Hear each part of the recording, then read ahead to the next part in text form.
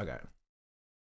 When we opened up old dude, the lolly slop tuber in training, right? Or Tectone. Sorry, the other lolly slop tuber in training. I saw a video of his that was like talking about Frogan. I was like, is he not supposed to talk about Frogan anymore? And then he ended up getting banned from it.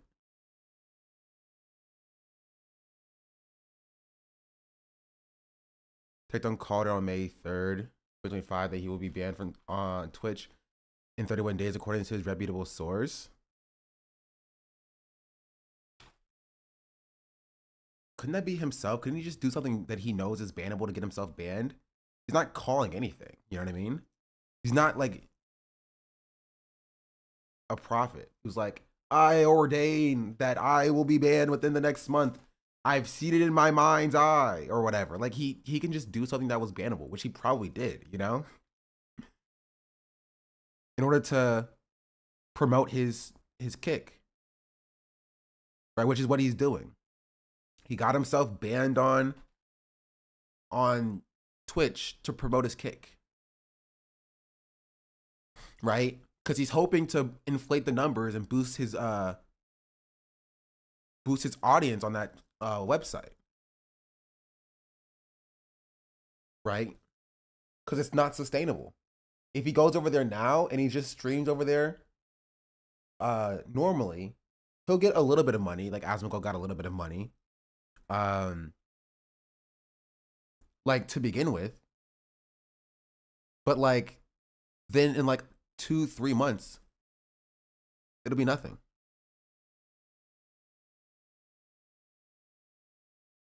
Right, so he needs to inflate the amount of money he gets early, the amount of audience he gets early by generating buzz.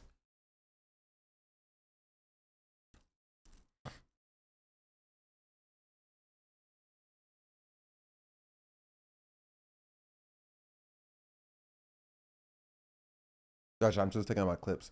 But anyway, watch my newest video.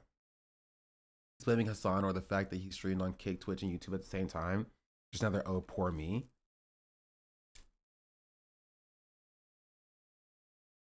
He knows why he got banned.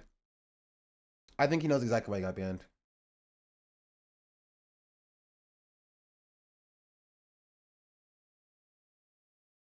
He was talking to Asman and they were both planning on moving to X as founding streamers there. I mean, go for it.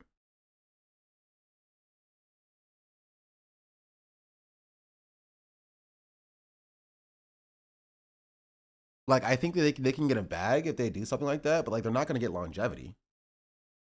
Right? They're not going to be streaming on X in 3 years.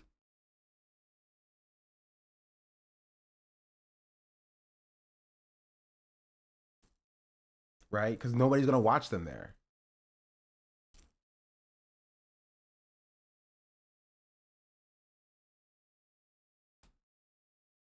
But anyway, if you didn't see chat, I posted a video. This video came out a little bit late because I woke up and there was a copyright block on it. And so I had to remove a little bit of music. But it is out finally. Doesn't my hair look nice? It's long. I can't see though.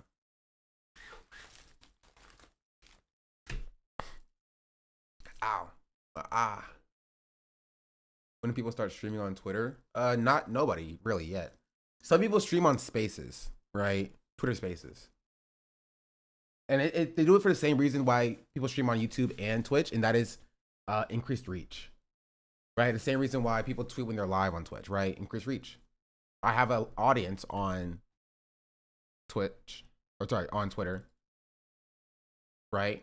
Like 40,000. Why would I not try to engage that audience when I'm going live?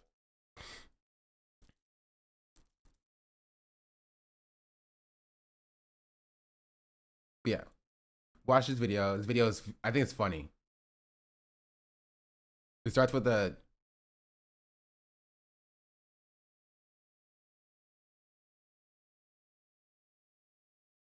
Tectone trigger warning. Trigger warning for Tectone, you have been warned.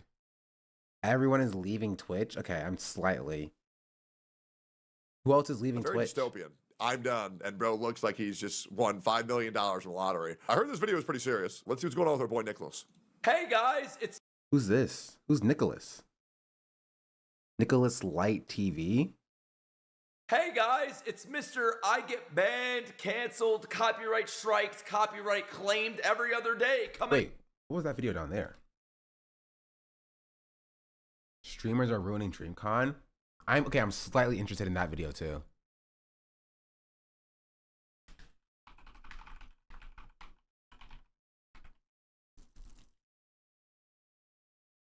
If you don't know what DreamCon is, I am slightly interested in okay, I don't know why this video says black streamers are ruining DreamCon. Why they gotta be black?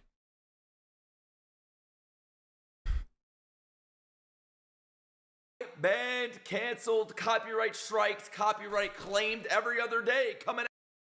I mean, if he's reacting to full videos of anime, of course you're getting copyright claimed. Just because you put it on like 75% opacity in a smaller window, he's a weird guy. At you live with a big update. So it's June 1st, and I wanted to make this video to talk a lot of shit. Long story short, I'm no longer streaming on Twitch. Why? Because I'm not a terrorist. That's why. And if I was, the website would love me. But sadly, I'm not Hassan. I don't make race tier lists. I watch anime. I react to anime episodes, and that's a problem, right? I mean, yeah. Yeah. For Twitch, yes. Yeah, that is a problem. Like, I don't know what to tell him. Because I do that, if I do it again,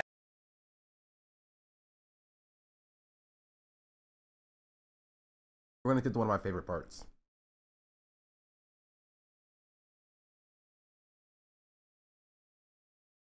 Has a problem with everybody. And if you have a problem with everybody, you know what who the problem actually is? will come at you the second you do something wrong. The second you do something wrong, they will be at your throats and they'll dispose of you. They said I'll never be nothing without K-pop, and yeah, look where I am. After the K-pop Bro said, look where I am. They said I'll never be nothing without K-pop. Wait, this isn't it. There's a very funny meme I put in here. You just have to watch it. You just have to watch it, chat. You have to watch it. It's a whole story from top to bottom.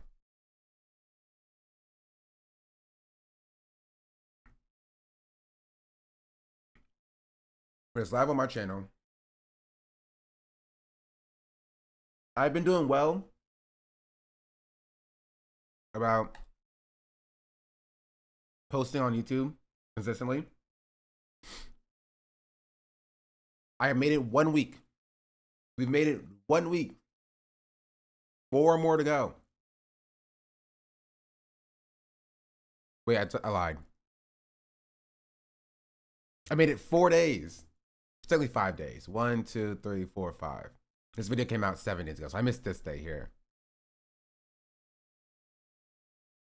So, but I did make it 1 video a day since June started. 1 video a day since June started. So, Arcs of Marvel fighting game looks fire. Let's take a look at it as well. It was a very good cereal bar. No. Anyway, let's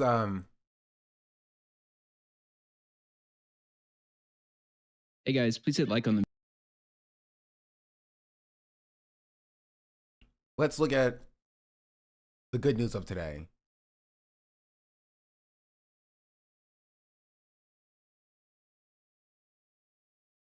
We'll talk about this. And then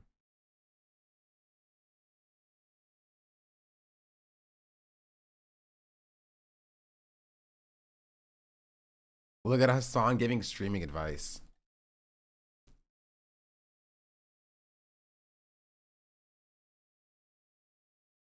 That I am curious to see.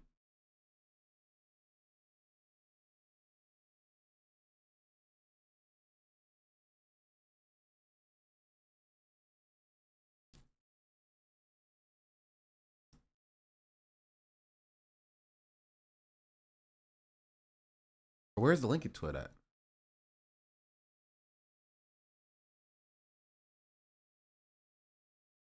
What?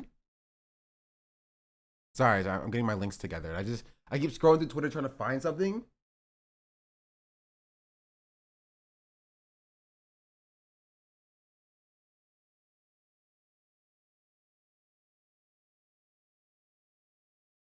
Here, that's what I'm trying to find. We're starting with this. You should compare Hassan's advice to agents. If it's not in a video, I would do that, but it's just a tweet. We'll just take a look at it. So, if you didn't, actually, I had this bookmarked the entire time. I was just scrolling to find it. If you didn't see, this morning at 1:15 a.m. PST, Tectone, aka Dicktone, aka the man with allegations, aka they got your mans, aka the son of a rapist, aka bald man dingus. I just made that one up, but I like bald man dingus. Has been banned on the platform of Twitch.tv.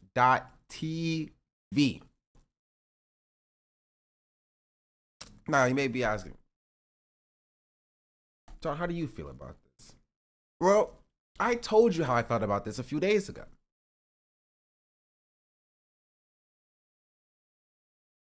I called this. Twitch has the opportunity to do the second funniest thing, and they delivered. You know what? You know what?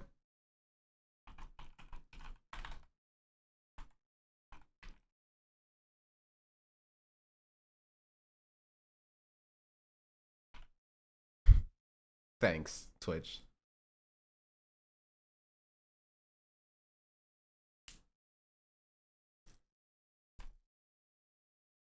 Thanks, Twitch. You know what? We have to play the song. Back in the day, whenever something like this happened, we always played Crab Rave. But there's another song that we have to play. And you know what? It's kind of worth.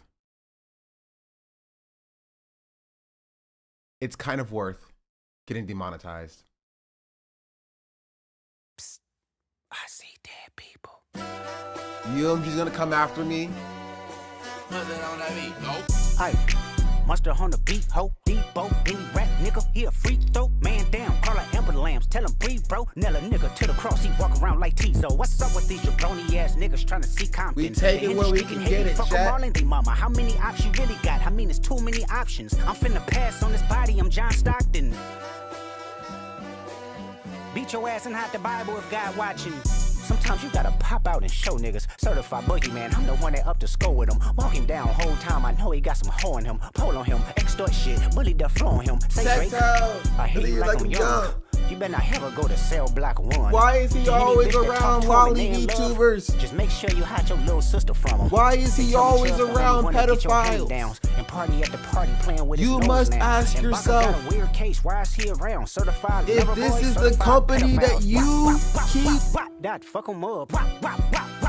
I'ma do my stuff. Why you maybe showing like this a bitch? says Ain't something you about trying to you. strike a chord, and it's probably A minor.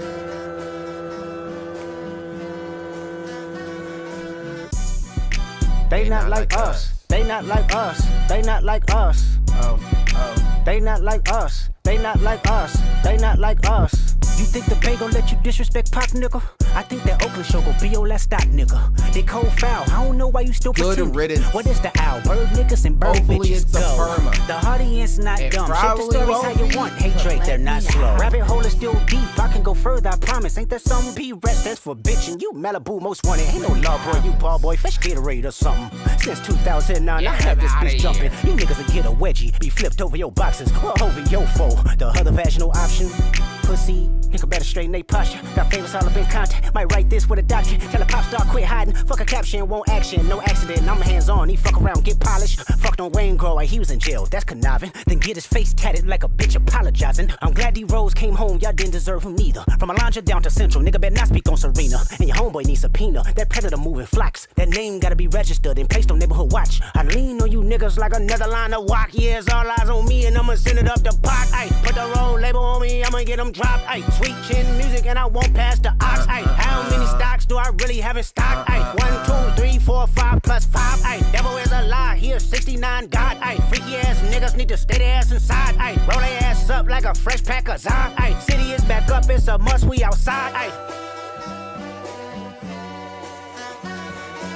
Oh, They not like us. They not like us. They not like us. They not like us. They not like us. They not like us.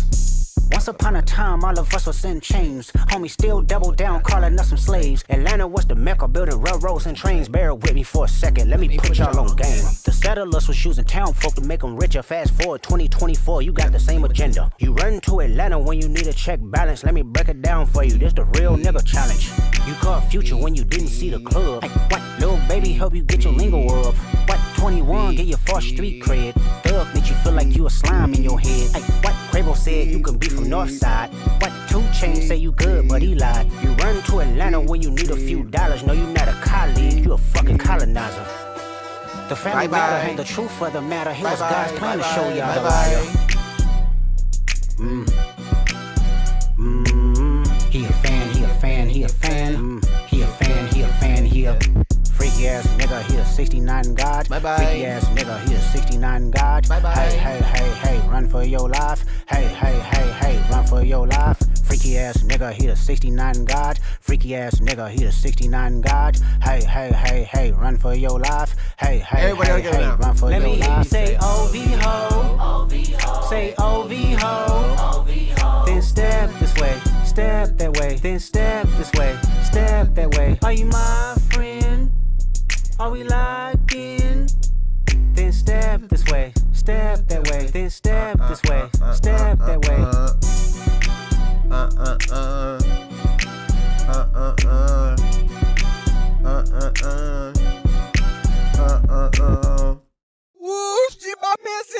Okay, we won't play Euphoria, but we could play Euphoria. Them superpowers getting neutralized. I could only watch in silence. Anyone moving to kick as a predator at this point? I mean, that's where they flock. They name gotta be registered, then placed on Neighborhood Watch. That's where they go. Of course. It all makes sense. I live like a capitalist every single day, Shank. If you kick all the pedophiles out your neighborhood, they gotta go to the pedophile neighborhood. Subscribed. Ho TK. Ho TK. True. Miles, my second for the 5-month resubscription. Noticing a pattern? As am I. Also, I also love that I have my hair out. Just to flex on bald tone a little bit.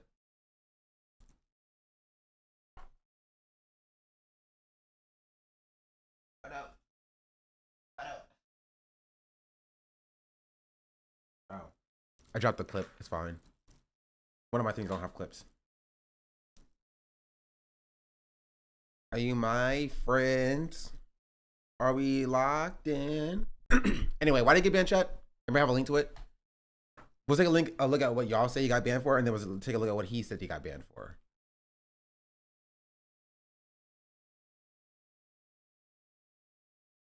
Well, boys, look where we're at once again. Bro pulled an Ethan Klein and put on a blazer.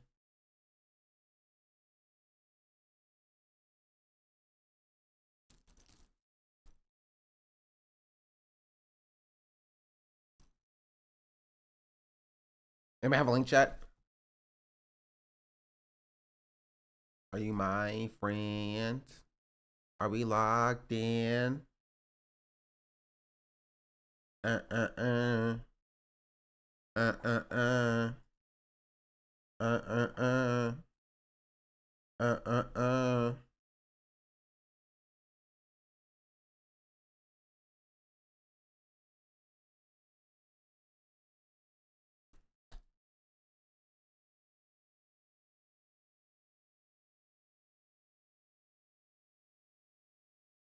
Yep, dude, let me tell you, man.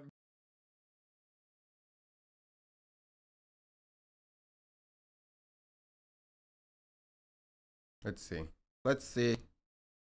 Mental retardation and Jack Daniels, recipe for disaster. Minx also takes shots at every Alcoholics Anonymous meeting she goes to. Yeah, you want to know why she didn't respond to that? Because she know her ass got fucked. I'll be real, bro. Minx is such a nasty bitch. I wouldn't fuck that whore with Russell's dick. I'm good, bro.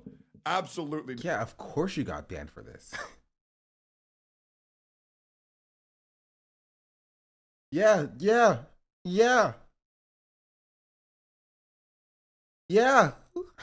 What are we talking about?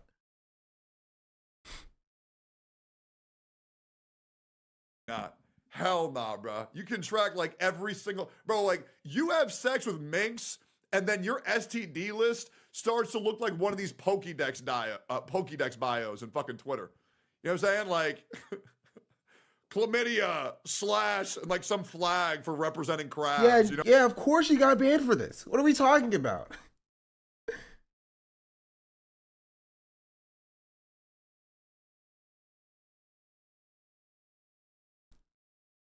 You know what I'm saying? And like 18 other descriptors. Yeah, she caught them all. Yeah, she caught them all, guys, but it's not Pokemon that she caught. Did the Sippy collection get even bigger? You're right. It grew. Bro is literally trying to be like Asmongold 2.0. That's why they're directly in frame. Yeah, his ass been trashed by a building, exactly. Shocking Twitch doesn't want this community. Yeah, it's crazy. Oh, it was only 7 days. Gross. Wait, why did you send me this? I can just watch Tectone speak on it himself. I don't have to see this AI channel. I guess I'll have it open just in case. In recent news, Again, yep, you read the title right. I have been banned for the 3rd time in about 60 days. This one... I wonder why. You can't sexually harass other streamers on the platform. And they'd be like, yep, I got banned. How many Hassan mentions? You know what? That's a good point. We're going to do a prediction. We're doing a prediction.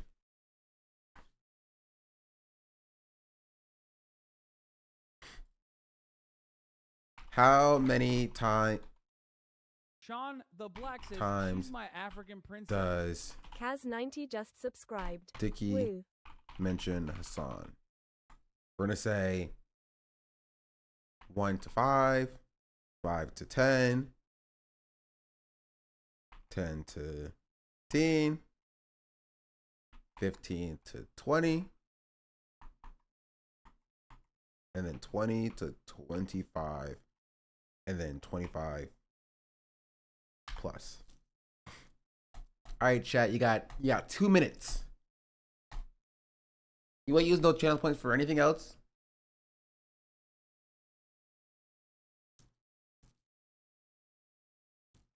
I will say, how many times does he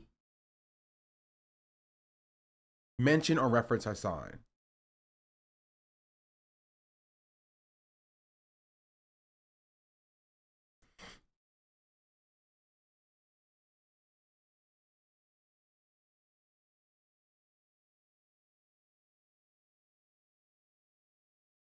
Cross the 15 minutes? Yeah, cross the 15 minutes. Mustard on the beat. Mustard on the beat. Oh. Mustard on a. Mustard on a. Mustard on a. Mustard on a. Mustard on a. Mustard on a beat. Oh. Mustard on a beat. Oh.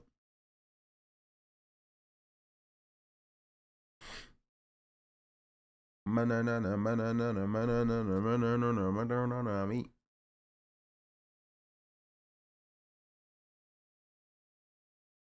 Deep throat, ready rap, yep, free, oh, man, down, Amberland, tell them breathe.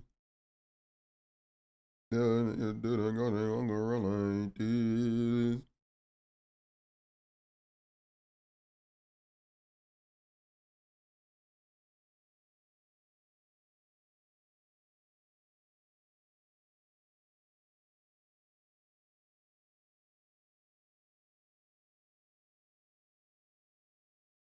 All right, Jay, I got 10 seconds.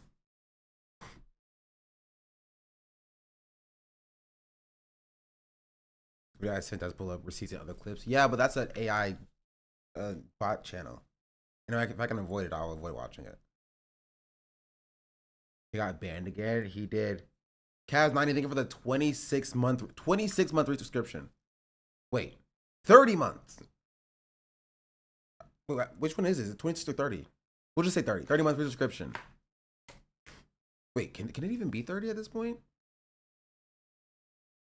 April 24 to April.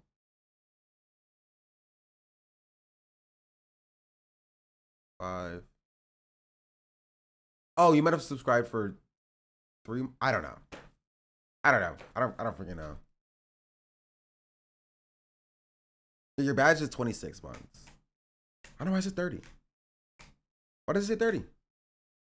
All right, the prediction has been closed. The prediction has been closed. Let's look and count the Hassan mentions. Chat, you got to help me keep up. You know I'm bad at counting. So the day you got subs available. W. Looks like it's going to be my longest ban yet. Yes, it looks like I will be banned for 7 long days on Twitch. Will they let me appeal it? I don't know, but I assure you when I tell you why I've gotten banned, man, I bet you're going to think, wow, that's completely justified. Wow, that really makes sense. Yeah, it definitely will be hypocritical and preferential treatment towards people on the far left once again. ACBC, thank you for the 5-month resubscription. Much appreciated. Yes, if you want to do me a favor, I mean, I think that this is what I'll say before we even begin, which that's 1, by the way. That's 1 for sure. That doesn't count? Yes, it does. Nope, yes, it is. I said very specifically, before I even opened the poll, I said any mentions or references to Hassan. You can go back in the VOD and check. I was very clear about that. I said mentions or references to Hassan, which is why I looked at the number. I said 1 to 5. Y'all voting for 1 to 5. That's crazy. Y'all just don't listen to me when I speak, I guess. Don't listen to a black man when he speaks. I gave you the sauce. I told you any mentions or references to Hassan. Cheater, how am I cheating? I told you this. I told you this.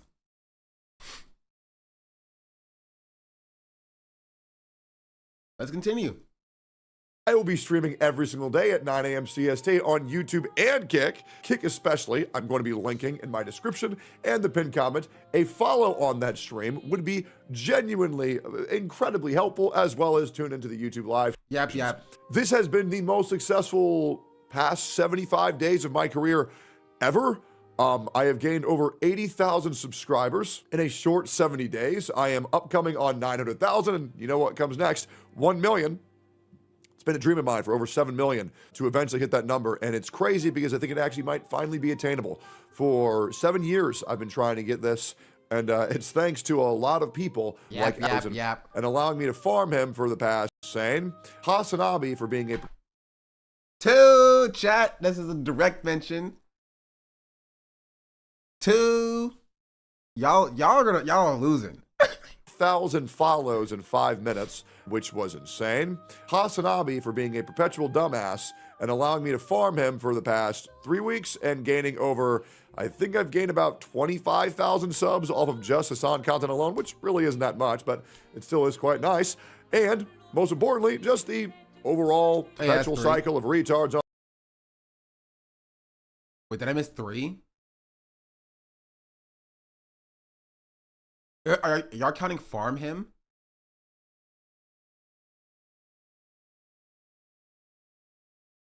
Right?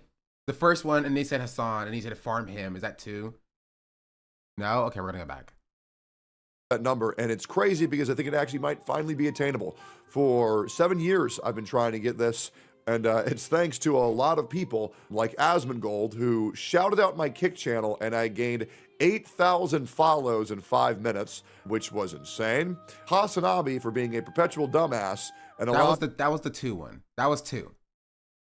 me to farm him for the past 3 weeks and gaining over, I think I've gained about 25,000 subs off of just Hassan content alone, which really isn't that much, but it still is quite nice. And most importantly, just the overall perpetual cycle of retards on the internet that I get to make content of. I'll keep that as 2. Every single day, because here at twitch.tv/Tectone, youtube.com/Tectone, kick.com/Tectone, we make a living off of making fun of dumb people. It's great. It's on alone. That's the same mention though. Maybe, okay, well, I'll count Hassan content. Sure. He did say Hassan's name again. 3. Sure, 3. 3's fine. I'm down with 3. Now, let's go ahead and get this out of the way. Please like the video, please leave a comment, and share this with your friends. And by the way, if you are a streamer reacting to this or a YouTuber reacting to this, I fully consent to this, and I greatly encourage it. And I really appreciate you sharing some light on the absolute hypocrisy of Twitch. Hey, he's talking about me, chat. I'm a YouTuber and streamer reacting to this. 3.5, he's talking about me. No, I'm joking. Now, with all that plugging out of the way, the sheer stupidity of this all is truly mind-boggling. So I want to walk you through the first time I ever got warned. So to remind you guys, the first time I ever got banned was me saying that Denim's only good content was on her OnlyFans and nobody should consider her. So pretty much every time he's gotten banned is him being misogynistic and sexually harassing other female streamers on the platform? And he was warned about this consistently multiple times, and then he's surprised when the bans escalate? What are we talking about? Like, he got a warning, and then he got a day, and now he's getting a week. So how is it hypocrisy?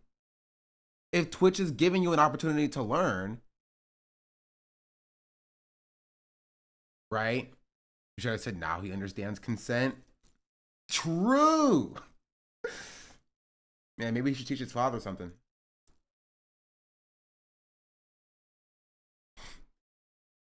But like what is he talking about? Her worth listening to, which, you know, to be honest, it was a little bit mean, but where's the lie? The second time I got banned was, and this one, I believe it was the second or the third. I'm trying to remember. The first time I ever got banned, I believe, was for telling a Twitch chatter to kill themselves. Which, to be completely honest, that was completely justified.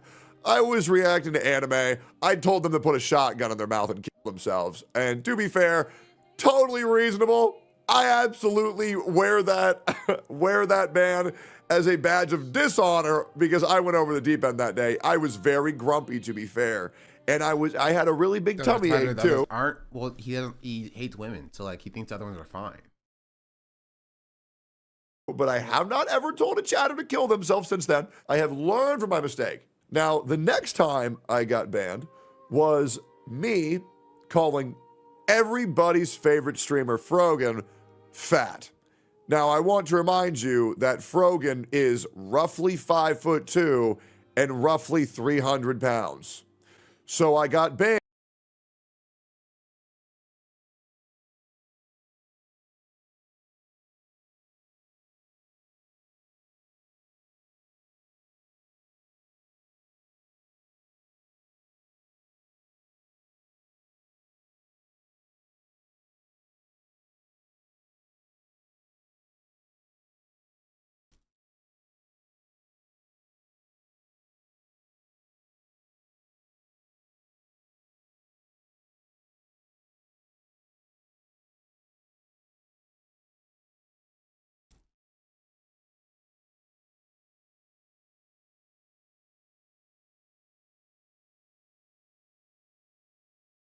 Okay.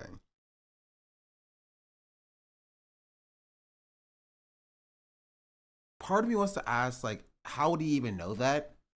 But the other part of me already knows the answer because it's something that, like, manosphere, misogynistic men do all the time, and that they look at a woman and they try to guess their weight anyway. Right? which is something that like misogynistic men do all the time. So I know like why it's like why he's saying it, but it's still just like a weird thing to say in the first place, which is like, I'm not surprised you got banned. You feel me? Because all he does is sexually harass women. That's really it. And then he's like, well, I think it's fine, which is not surprising because like, look at who his father is and his own allegations. You know what I mean? It's not surprising to me that Dicktone is like, man, dog, man, when I do sexual harassment, it's totally fine. And Twitch is hypocritical for banning me because of it, right? Because he doesn't view it as sexual harassment. He views that as what his daddy taught him. He was like, what? Twitch, why are you banning me for this? Why are you banning me for this? My daddy taught me how to do this. My daddy said it was okay. And that's why it doesn't make sense to him. That's why it doesn't make sense to him. And for a descriptor, I called Frogan fat. I get banned for 2 weeks. It gets appealed down to 2 days and 18 hours, roughly. And by the way, this is after her saying that all American soldiers deserve PTSD, and as well as America deserve 9/11. Yes. Wait, that was okay. Wrong Muslim person. You're getting them confused. That was Hassan. Hassan said that second one. That was the whole thing. So that counts. That counts, chat. Come on. Hassan said that. That was a clear reference. That doesn't count. That counts. That counts. It's not my fault that he was wrong. Right? If I was like, as the late great Jesus Christ said, I had a dream, right? That would still be like a reference to Martin Luther King, even if I was wrong about who said the phrase. You know what I mean?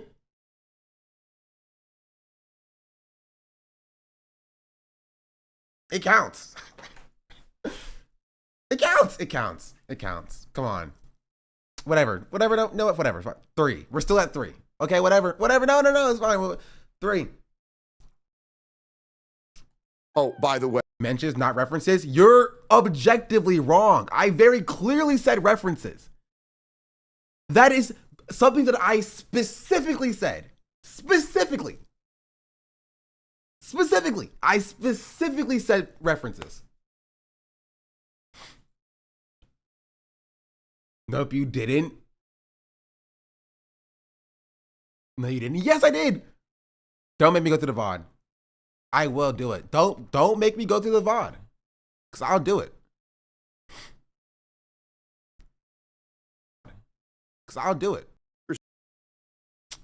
Gosh darn it, YouTube. Please.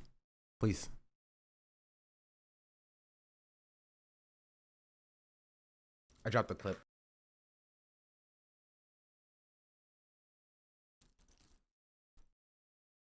Bitch, I would. I don't see this AI channel. Prediction. We're doing a prediction.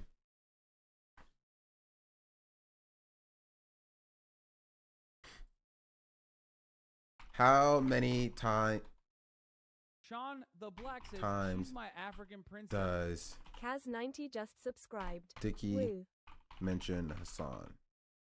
We're gonna say 1 to 5. 10. Hold your horses, chat. You ain't use no channel points for anything else. Hold your horses. How many times does he mention or reference Hassan?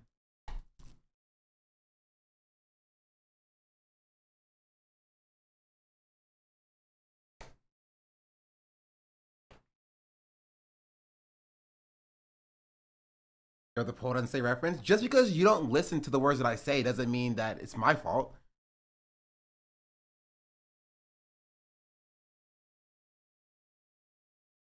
To be fair, both were right. No, you were incorrect. You were wrong. All right, because I knew this would be an issue. So I specifically, right, made a line between mentions and references. Like, mentions and references both are counted. But we'll stick it at 3. We'll stick it at 3. Way, she didn't get banned for that. Now, let's talk about why I got banned this time. Well, it's actually due to 2 streamers, not 1 but 2. And this is great. So, here it is, 7-day suspension for sexual requests, graphic or derogatory sexual statements, or unwanted sexual content. And you might be wondering, oh, techie, what did you do this time? Well, there are 2 streamers who have been really talking about me for months. Actually, what's crazy is talking about me for years. Like, these creeps just be perma'd? Twitch has a long leash. And their names are Denims and Minks. Yep. Oh, man. You know where this is going, guys. So this is a whole clip of Denims mocking my trauma about worrying about my father when I told a story. Tectone. Come here.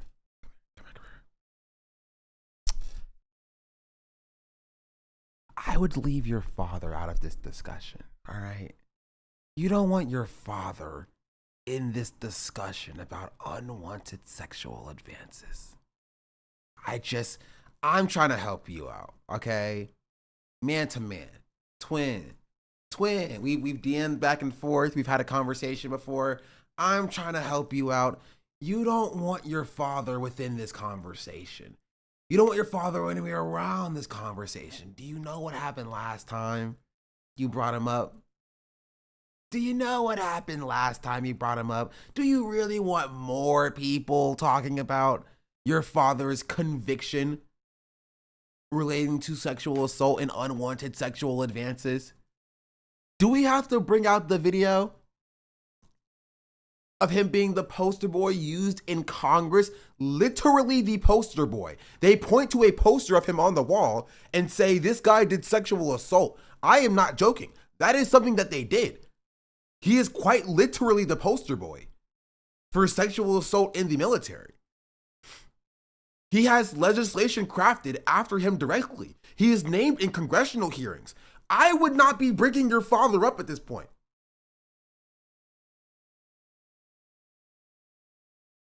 I wouldn't. I'm trying to help. I am genuinely trying to help. Why does he keep doing this to himself? Why does he keep doing this to himself? Bro sees women and all rationality goes out of his mind. Just like his father. Let's continue. Story about how when he was deployed, he got his legs, the skin of his legs completely blown off, as well as his ear cut off in the war, and her laughing in my fucking face and saying that he fucking deserved it and that I probably made up the entire. I mean, he's a rapist. So, I mean, like, I have my thoughts about people who rape people and what they deserve, and people who commit sexual violence and sexual assault and what they deserve. I won't say it. Apparently, Tectone gets mad at you when you say it. Right, are you supposed to forget about his convictions? Because he was in the military? What if he did those things while he was in the military, Tectone? Our story. That's the first clip. Here's the second one. This is Denims calling me a sexual predator on Kick. No, she called you a sex pest. I don't know if you can read that. It says sex pest. It says sex pest. But even if she called you a sexual predator, I mean, like father, like son, apple doesn't fall too far from the tree. I'm just saying. Like, listen. If Tectone didn't have allegations, maybe it would be a different conversation. Maybe it will be a different conversation.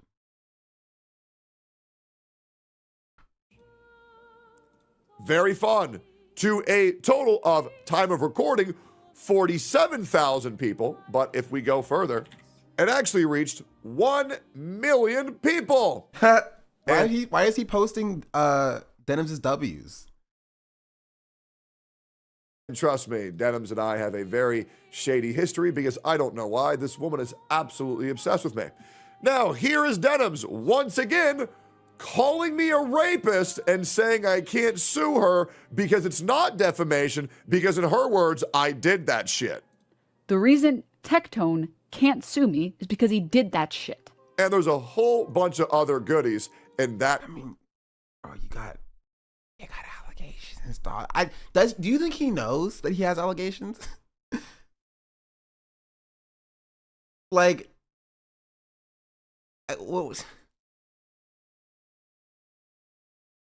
what are we talking about here? That's the whole clip. I mean, yeah, because he has to editorialize a little bit. Why not? Clip. Yes, I want to let you know that this woman is so obsessed with harassing me that she is now at the point where she knows that she might need lawyers in the very near future for slandering my name and defaming me on a daily basis. Yes, a woman who has gone live and attempted to call me a criminal, call me a rapist, tell me my father deserved to have his legs blown off and his ears cut off, which, by the way... Wait, his father didn't have his legs blown off, though. So what are we talking about here? What does Tectone think should happen to rapists?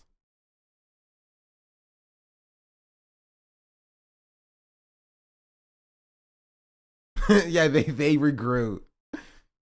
She also calls my father a rapist as well, which is crazy because if you look into the court documents, the only thing that happened, there was no rape whatsoever. So once again, also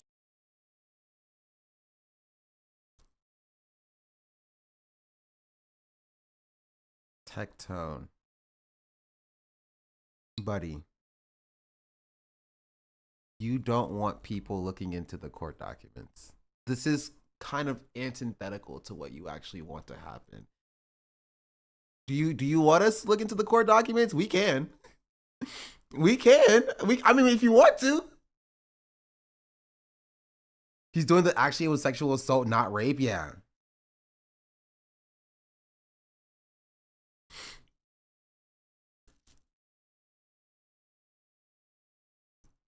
also lying on the truth. I've also shown documents of that on my Twitter. And the other woman... Yeah, he should explain everything that his dad did do, so clear the air. Right? He should say everything that his dad did do. Clear the air. Just go give us a list. Go ahead and show us the video, Tectone. Why don't you just put that video in here? There's another woman. Minx. Known alcoholic. Known drug abuser. Known schizo. Goes live on Twitter and says, reminder, Tectone's dad is a rapist and that I also have sexually assaulted 2 women, according to her. Another woman who is accusing me of crimes. Oh, and trust me. I'm Tectone, these are not the only women accusing you of crimes. I hate to be the person to break the news to you. These are not the only women that are accusing you of crimes.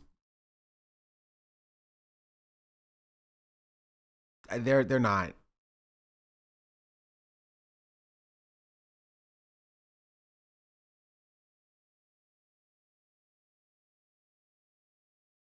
This woman is so deranged. She believes that she's lived with me.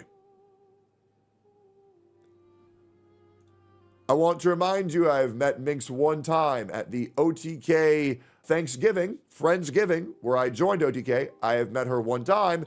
Since then, I have lived with minimum a partner, a wife, or a roommate, or a girlfriend throughout my entirety of living here. Never once have I lived by myself. I have always had someone living with me the entire time I've been down in Austin. And this woman is so deranged that she thinks that I lived with her. Now, I don't know what gorgeous bald man out? I think they're divorced. With a beautiful beard she must be having sex with on a daily basis and her STD-ridden pussy to think that it's me, but I assure you, I have never. I wonder why he lived- got banned, by the way. What could have possibly done it? What could have possibly done it? No, I had no idea. No idea. This woman, I don't even know this woman outside of a one-time interaction where there was 50 other streamers there. Now, you might be wondering, why did I get banned for 7 days on Twitch.tv? Wait, is Tectone not going to address his former partners who've also accused him of crimes directly? /Tectone. Why did Twitch deem me worthy of a 7-day ban? Well, not to defend Twitch here, but maybe it's because they warned you about, violent sexual language that you were spewing towards female streamers on the platform, sexually harassing them, and you continue to do it consistently multiple times, including in this video. Because I called them whores. Yep, I called 2 women with OnlyFans whores. Which is one, that's not what he said, and 2, you were warned against it. Like, I don't know what you want. What do you want? They gave you a warning, and you continue to sexually harass the women on the platform. You're not really beating the whole allegations thing, Tectone.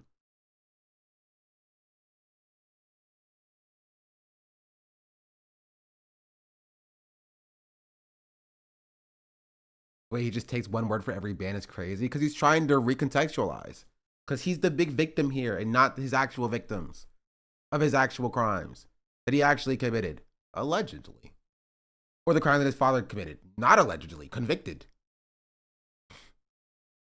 By the way, by definition, a factual statement. OnlyFans girls who are sex workers are prostitutes. Prostitutes are whores. Whores are prostitutes. Prostitutes are sex workers. That's not what objective means, by the way. I just want to point that out there. That's not like, that's not factually. That's still an opinion. That reasoning lets you use any slur anytime, which is why he does. I got banned for 2 weeks for calling a fat person fat. I got banned for 7 days for calling a whore a whore. And now I'm sorry if if Twitch sees this, like, genuinely, why do they not just make it a perma? That's what I don't understand, right? He's obviously not apologetic, right? He's obviously not learning from his mistakes, right? He's doubling down. He's literally begging for it. He is begging for it so we can further promote his Kick channel to maybe scrounge up the little fragments of an audience that he has and funnel them to the Kick platform. You know what I mean? terminology upsets you, but the problem is that doesn't make it any less true.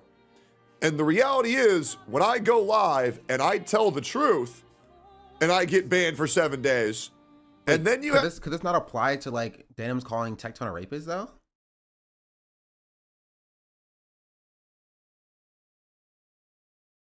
How come this applies to him and what he says and not what other people say? Have these same women where I am only calling that out of defense. I'm only calling them that out of defense because they have provoked me by accusing me of crimes that I have not committed whatsoever. I mean, that remains to be seen. That remains to be seen. You got allegations, Sonny. You got allegations. Bro has sexual assault allegations from his former partners, and he's like, I'm going to defend myself to other women calling me out for it by sexually harassing them. What a great defense. Going in on allegations that went fucking nowhere almost a year ago now. I think it's pretty reasonable if I call them a name or two. So I want to let you guys all know this. This is the same website where Hassan calls me a rapist. Hey, again. Shoe. Fits. Don't know what to tell you. If that's the case, you must have quit. Wait, that's the glove. Where Hassan calls Nuxtaku 5. a pedophile. Well, okay, that one's actually true, though. Who calls Mudahar a pedophile. Who calls... I don't think Hassan is called Mudahar a pedophile. Like, I mean, Mudahar, the same as Tectone, hangs around, like, lolly VTubers. So, shoe fits, you know what I mean? Like, there's only so much you can do. Same with Tectone. You kind of implied it, though. Yeah, but he didn't say it, you know what I mean? Again, I think if you hang around lolly VTuber people, what are you supposed to call those people?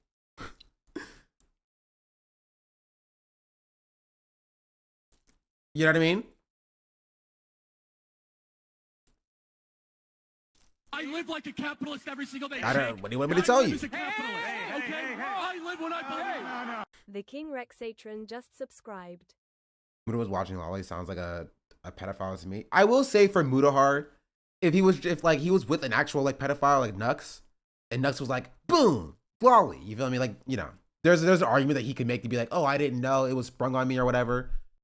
But like, I don't think it's unfair to be like, you still associated with this person after you knew that they were watching, like, you know, like anime CSAM essentially, right? Like, I think it's not unfair to classify that person in that way.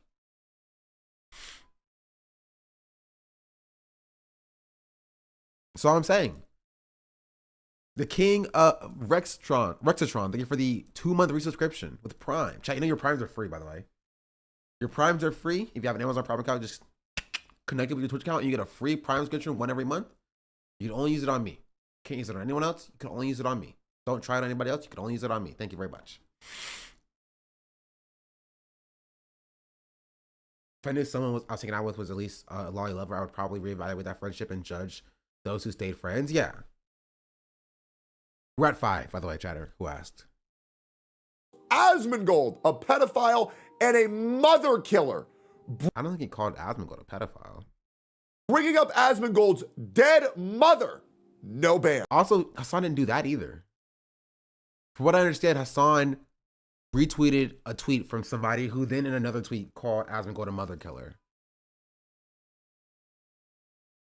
You know what I mean? That's what happened. Nukima just subscribed. Nukima, thank you for the Prime. 2-month resubscription. Much appreciated. Chat, you know your Primes, you can only use them here. You might as well just drop them here because you can only use them here, chat. Just go ahead and just check and see if you have a Prime for me. You know what I mean? And then give it to me because I deserve it more than Tectone does. Thank you. No punishment. Mike from PA calls me a pedophile, calls Nuxtaku a pedophile, calls Asmongold a pedophile, calls him a murderer. No ban. Calls for the death of Asmongold. No ban. Denims, who was also called. Are you hitting all the high notes? Wait, okay. Chad, do you think I get a mention here? Probably not, right? Tectone, we're cool like that. You know what I mean? That's twin. He knows not, like, you know, we have an agreement. Like he leaves me out of it. Aria Nero, thank you for the Prime. Much appreciated. Seems like an amazing. Thank you. How many mentions are we at now? Still 5. For the death of Asmongold. No ban. Hassan, who is radicalized. Wait, he just circled back around to Hassan again? He was like, and another thing. Red 6, chat. That's 6. That's crazy. He did y'all dirty. Sorry, all my one chatters. He did y'all dirty. He circled back around to Hassan. That's wild. His audience to supporting terrorism. No ban. Frogan, who supported 9/11. no ban. Wasn't Frogan like 4 years old? Yeah, Frogan was in the crib, right? Frogan was learning to crawl, and then like Frogan saw the TV, and she was like, "Yeah." What are we talking about here?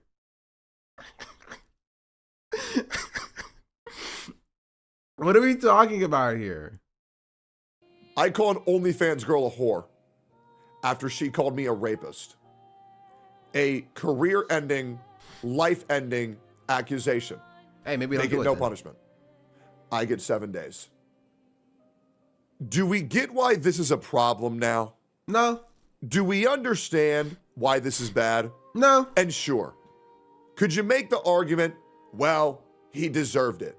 Sure. Yeah. But Twitch, I wouldn't have to make these comments if you guys would do your fucking job. Bro, he's saying, Twitch, you made me sexually harass other streamers on the platform. You made me do it. I didn't want to do sexual harassment, but you forced my hand. You forced my hand. Right? If you don't ban the streamer I don't like, I'm going to sexually harass them. You might as well take them off the platform before I do it. Okay. Sure.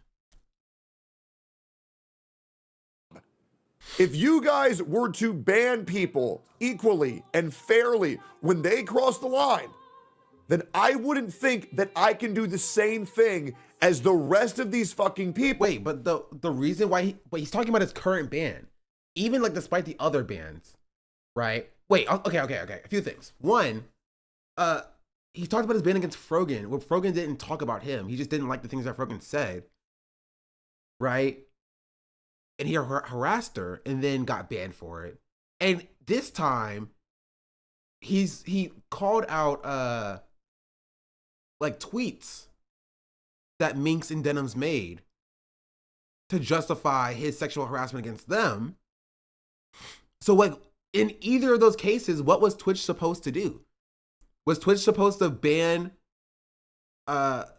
Minx and Denim for what they said on Twitter about Tectone being a sex pest? And because Denim said it on Twitch, that's not, he didn't show it. Right? He showed Denim saying, and he did that shit, and that's it. So I don't know what she's saying that he did, because he didn't show it in his video. Right? So that's the question. That's the problem. Dennis called him a sex pest after Tectone said, watches Dennis stream off cam with my pants off. He did say that. That's true. That's why he got banned the first time, I think. I don't even know if he got banned for that. But he did say that. So him just sitting here like, I was just minding my own business and all these women started streaming and attacking me and Twitch isn't banning them. It's just not true. I suppose I'm a martyr. I suppose I can once again get punished for the wrongdoings of everybody else, and maybe that will put the fear in them. Bro, you said the words. You said, I'm being punished for everybody else's wrongdoings. Nobody told you to sexually harass other streamers.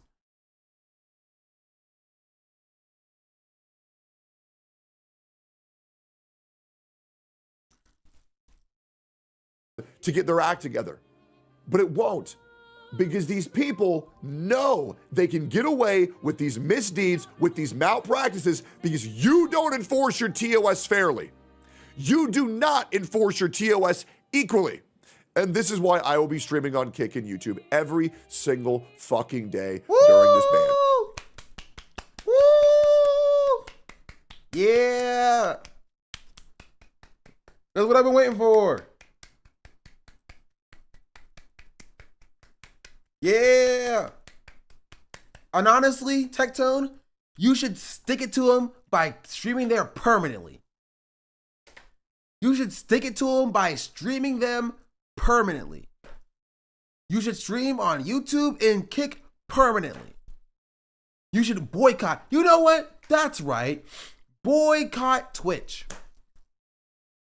If you agree with Tectone, you should boycott Twitch. Hashtag boycott Twitch. Twitch will feel the hurt. We will make Twitch bleed. Tell your favorite pedophile lolly streamers. Tell your Tectones. Tell your Nux Takus. Tell your Nicholas Light TVs. Hashtag boycott Twitch.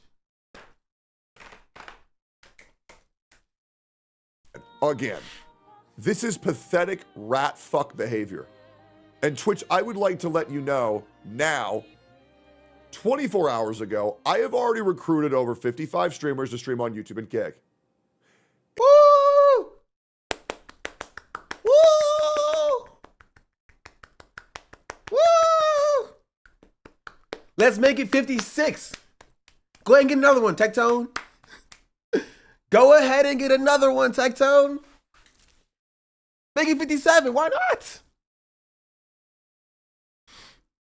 Why not? 55 streamers, total 102 views. It has now been 72 hours, and I have now recruited over 110 creators to stream on Twitch, YouTube, and Kick. This is not a good look for you guys.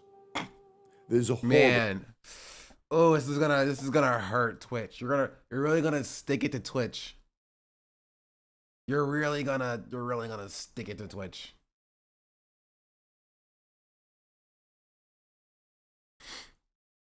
Look, you should be ashamed because you know this shit is unfair. You know this shit is bullshit. Like, they know that, like, did they not see Aiden Ross like 2 months ago begging on his hands and knees to get back on the platform? Like, did they not see that?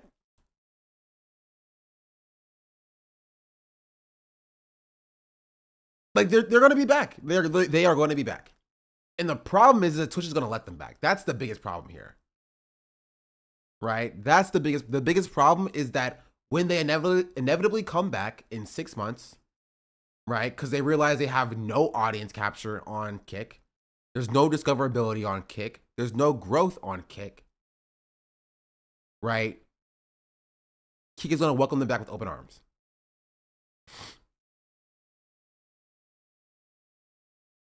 Twitch can shut off Kick with the press of a button. It's not a threat. Yeah. Well, technically, Amazon can. 55 burger, 55 fry, 55 ketchup, 55 sides. And you can't have a TOS where you do not enforce it equally amongst all creators. And this is the reason why you guys are getting fucking sued. And now you guys know that these people in a court of law can use me as an example of you guys unfairly, once again, misusing your TOS.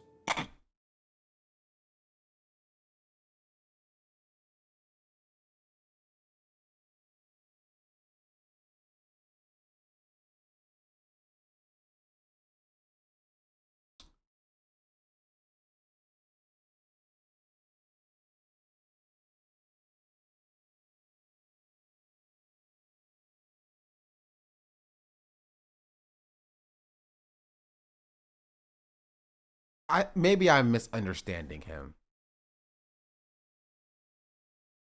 Maybe I'm misunderstanding him. Creators to stream on Twitch, YouTube, and Kick. This is not a good look for you guys. This is a horrible look. You should be ashamed because you know this shit is unfair. You know this shit is bullshit. And you can't have a TOS where you do not enforce it equally amongst all creators. Why can they not? Like, genuine question. I'm not saying that they shouldn't or they should, but why can't they? Like, is Twitch not a private company that can do whatever it so pleases? Which is why I was confused when he says like in the court of law, where you're gonna take Kick or you're gonna take Twitch to court for like unequal application of their TOS. And this is the reason why you guys are getting fucking sued. And now wait, by who? Who's suing Twitch for unequal application of TOS?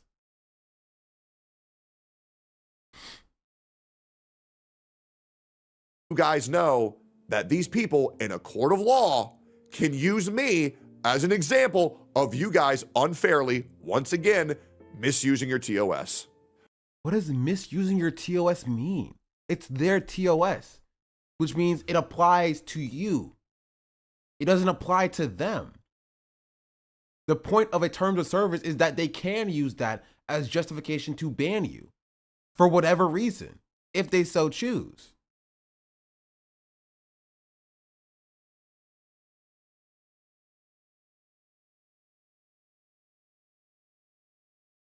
I'm so confused. You voluntarily agreed to the TOS to use their platform. I hate it, but that's how it works. Yeah, that's how it all works.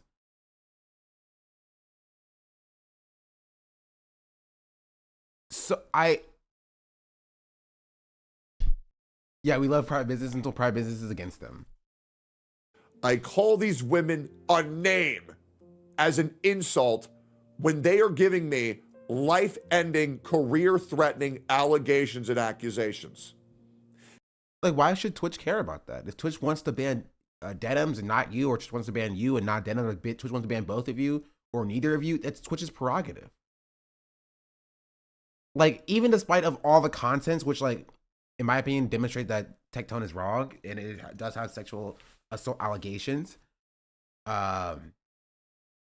like, it doesn't matter because Twitch can do whatever it wants. That's the free market, baby. You hate politics.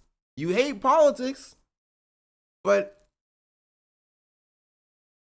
you know what I mean? Like, socialism bad. But, like, that's the free market. If you don't like it, you can go somewhere else. Stop crying about it.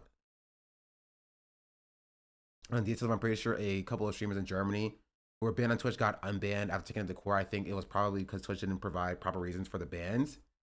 Germany is very different than the US, chatter. I don't know what to tell you. Extraordinarily different. Private companies are people here, essentially. Private companies have like the rights of people in America. You're not bullying and pushing around. Especially a company the size of Amazon. I mean, good luck.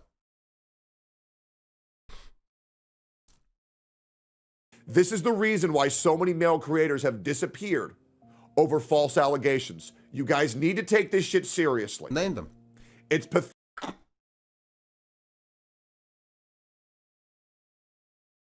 pathetic, and you guys should be ashamed.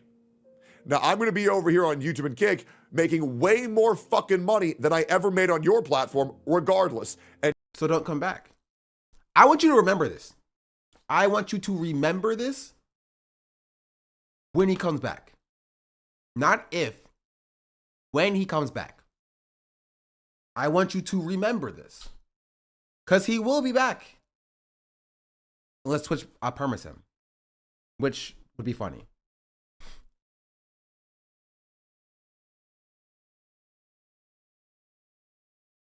And Twitch, I want to let you know, in 3 days, I have now made more money on Kick than I made in a month on streaming on Twitch.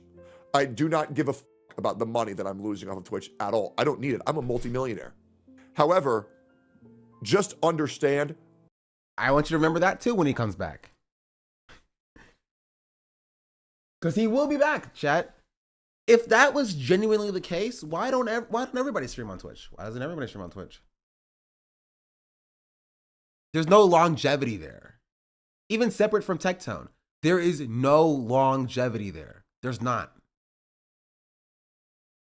There's no upward career growth. There's no growth in general on Kick. Which is why it's not going to grow. Even if Tectone and these 100 streamers goes to Kick, cool. You're not going to get little Timmy who just turned 13 and whose parents bought them a little webcam camera and a microphone who wants to play Fortnite. Little Timmy's not going to go stream on Kick. You want to know why? Because there's no discoverability on Kick. There's no growth on Kick. There's not. Including for large streamers. And so if you have an audience, an established audience, then sure, you can have an easier time monetizing your audience on Kick because there's like a 90-10 sub split or whatever. But like, you're not growing.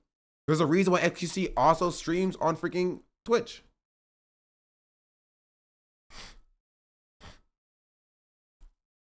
I'm not going away. And in 7 days, I will come back and I will continue. Then what are we talking about here? Then what are we talking about here? What is this whole grandstanding then? He's literally like the whole, you can't kick me out. I'm leaving myself. But I'll be back tomorrow. Yeah, I don't care about the money I'm losing. I'm making more money on Kick, but I will be back. I'll be back. I'm gonna be streaming on Twitch again. I'm not leaving permanently. Like, come on, dog. Come on, dog. Continue to showcase the hypocrisy and the blatant abuse of power being used by your moderation team that is treating your streamers like shit unfairly, besides the one you like. You should be ashamed.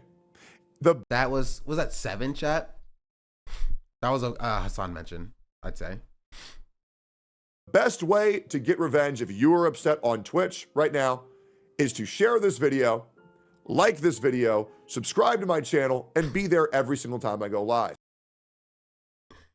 Bro said, if you're upset at Twitch, give me money. If you're mad at Twitch, give me money. Grow my following. That'll own Twitch. Bro, it's such an easy grift. It's such an easy grift. He's saying it so clearly.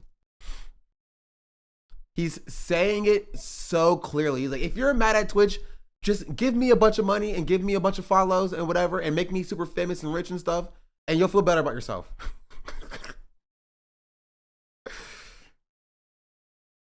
Ugh. So I can be a constant reminder of how this platform keeps on getting fucking worse. But I will keep streaming on it though, because that's where my audience growth is. Joke. May God have mercy on your soul. Have a wonderful day. This guy is so stupid. What is this clip? I did everything right and they indicted me. 20 years ago, the trolls were fucking goblins, bro. They were like, they knew that they were doing bad things and irritating people. And then when people got irritated, they typed, "you mad," and they won. They got perma. They understood that they were the villains. Now the trolls are like, does anybody else think that this person should be locked in a mental hospital? And then when someone's like, "you have been permanently banned from the chat," they're like, "I was just talking. You are my friend." Like, what? Bro, go back to being a gremlin. 20 years ago, the troll. Yeah. Yeah, it's literally soy right. It's soy right behavior.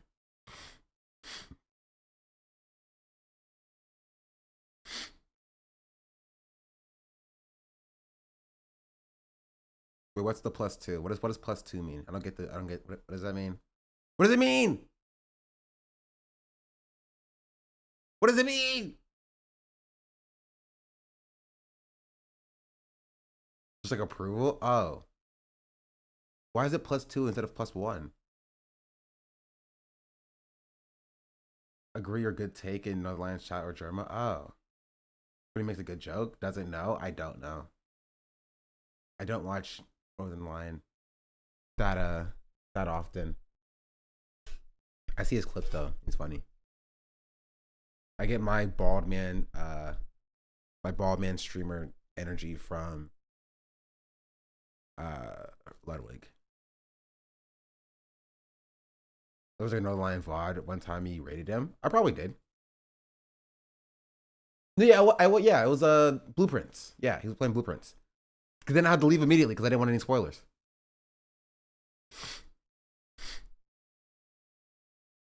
I remember. It was a few weeks ago. Because the best example of the benefits of having an authoritative baritone.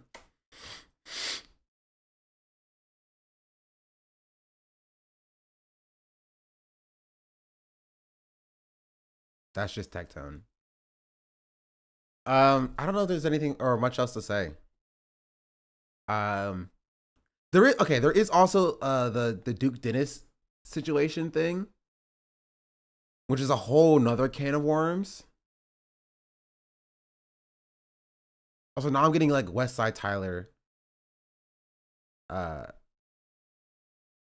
things. This account is cooked. Gamma payoff? Okay, yeah. Number 2-1. It was 5 to 10 for Hassan mentions and references.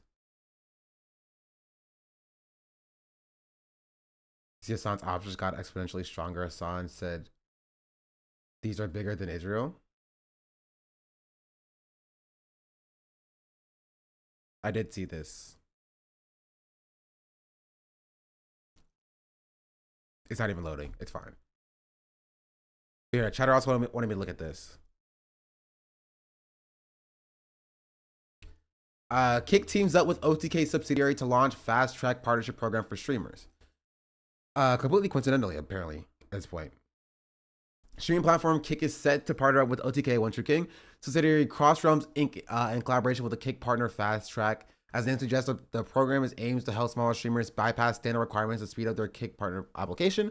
For those unaware, Crossrealms Inc. is a marketing branch created by Texas-based content and streaming group OTK. This subsidiary main objective is to promote and foster growth of creators, brands, game developers, and publishers in one collaborative ecosystem.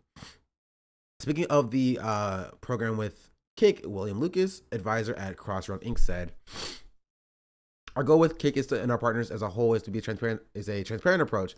To not gatekeep opportunities between brands and creators. This is only the beginning. I can't wait to see where this partnership goes and how we expand."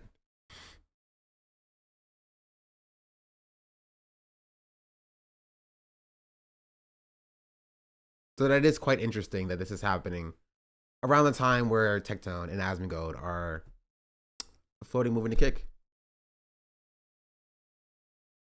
Crossrealm have launched this new fast track partnership program with Kick.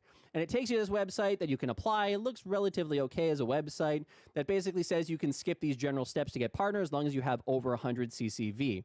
Now, this is, again, a weird press release, but I did take a look. Like, this isn't for small streamers, by the way. That article is incorrect. This is an AI Sports Kitty article. This article is wrong. This is for large streamers, right? It just means you can skip having 300 hours streamed. Right, 300 hours streamed. And you can just you just go straight to being partnered. It's to pull large streamers from other platforms onto, you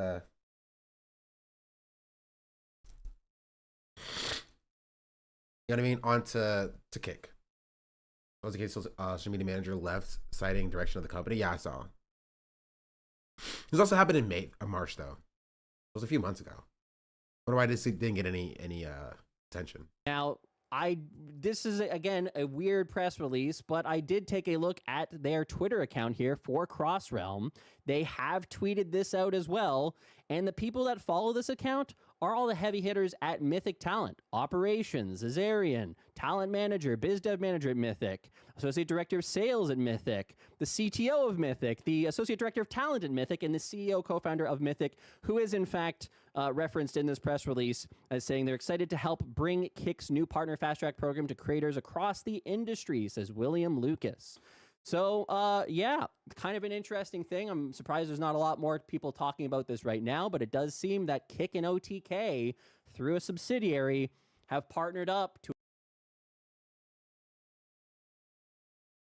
So it kind of makes sense why OTK affiliated people. You may be like, oh, well, Asmongold and Tectone are no longer in OTK. They're still covered by Mythic Talent. right? They're not separate. It's not like Asmongold is not covered by Mythic Talent. They're still covered under Mythic Talent. They're still covered under this agency. So it's not surprising that they're doing this. You're really downplaying the dangers of the soy, right? It's actually pathetic that they keep on winning. Y'all cried Ethan had no emotion. He's putting out horrific slop and getting huge numbers in subs now. And there's a good chance all the boosts are kicking. This all boost, kick, and kills Twitch. You're stupid, chatter. I'm gonna be real. I'm sorry. I hate to be the one to break it to you, but you're dumb. All these people are growing huge because of Hassan Deranger syndrome and defaming him. Watch y'all have no emotion. Have at all. He and Twitch really need to take legal action at this point, or it's over. You're stupid. You're dumb. I'm sorry. Kick will be gone in a year. No, Kick will be there, right? But it will be the same thing. Like people said something about freaking Aiden Ross and Train. You just have no object permanence, right? Who's growing right now though? You're stupid. You have no object permanence. People said the same thing about Aiden Ross and Train and XQC. And guess what? They're crawling themselves back to Twitch as well.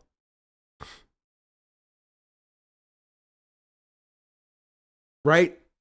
You're the problem. You're giving them more credibility than they deserve. They're going to see a boost right now because of the attention around them, and then they're going to fall off. And then they're going to crawl their way back to Twitch again. They're all multi-streaming because it's more profitable. Everybody's multi-streaming because it's more profitable, not just Kick people.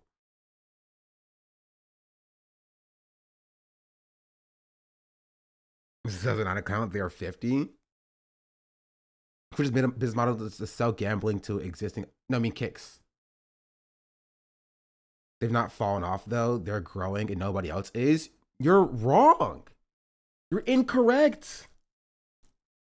Right? They are at the peak of their hump. Right? They are the newest of a long line of people. They're like the freaking avatars.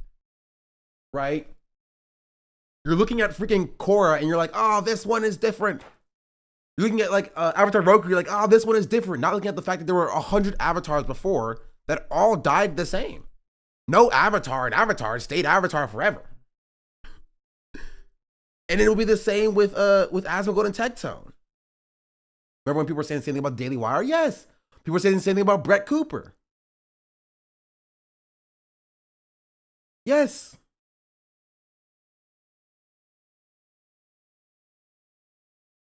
You're giving them more power than they deserve.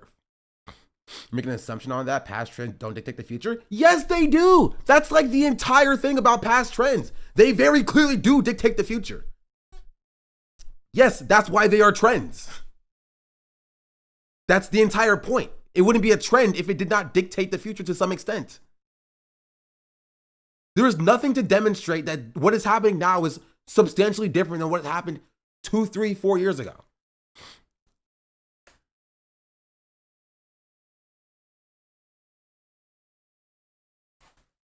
It's not. And honestly, what's happening now just has less motion. Less motion than, whatever. If not left Twitch, he's simulcasting on both Twitch and Kick. And yeah, he'll stop Kick in like 3 years. He won't be streaming on Kick forever.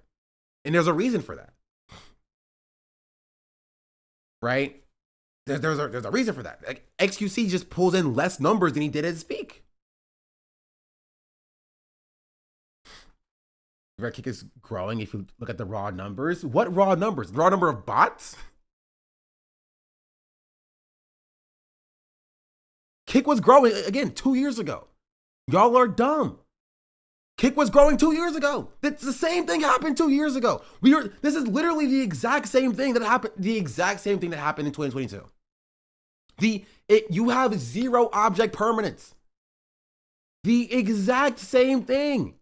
People were crying about how, oh, Kick is the Twitch killer. Oh, all the big personalities are moving to Kick. Oh, it's over for Twitch. Literally the exact same thing.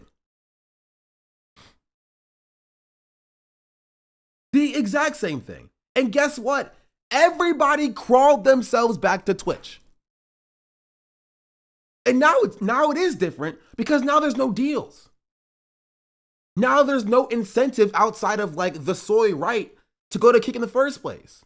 Before, at least they had a slush fund that they were throwing around to streamers. At least they were trying to buy streamers to go to their platform. But now they have an ideological stance. Right now they're trying to pull people based upon the culture war. And none of it matters because they are still beholden to Amazon. It's not like they have their own servers. They're still on AWS. And culture war shit is unsustainable. Yes, as I said, as history dictates. Because when the culture war, not the right. Have you seen the numbers that Ben Shapiro's getting? People thought that Ben Shapiro was completely untouchable. 8 years ago, 7 years ago, people thought that Ben Shapiro was completely untouchable. Do you see the numbers that he's pulling in now? This is why I'm saying you're stupid, chatter.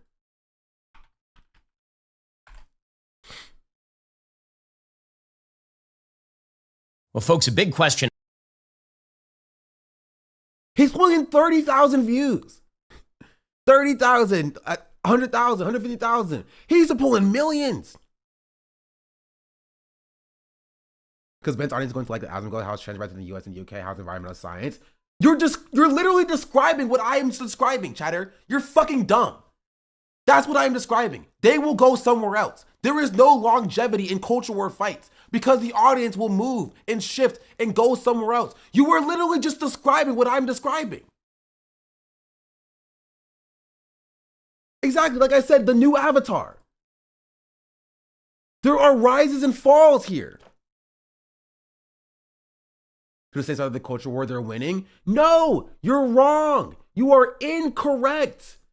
You are incorrect. There is always consistently push and pull when it comes to the ebbs and flows, the way things are changing, especially when it comes to media, right?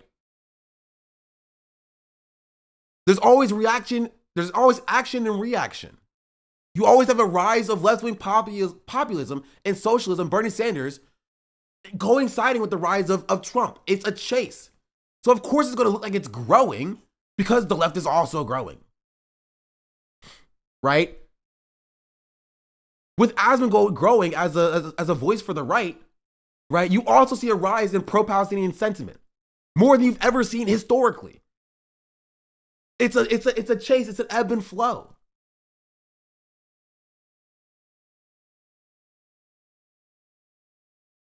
Like, what are we talking about here? And even then, none of that matters because we're talking about this specific phase. None of that matters because we're talking about this specific phase of the culture war. And you're telling me, no, this has staying power. No. Trust me, this time it's different. This time is different than Steven Crowder. This time is different than Andrew Tate. This time is different than Ben Shapiro. This time is different than freaking Aiden Ross. No. This one is different. Do you see how that's stupid? I'm trying to describe to you how that is stupid. How that is dumb. This time is not different. It's going to be the same thing as it always is.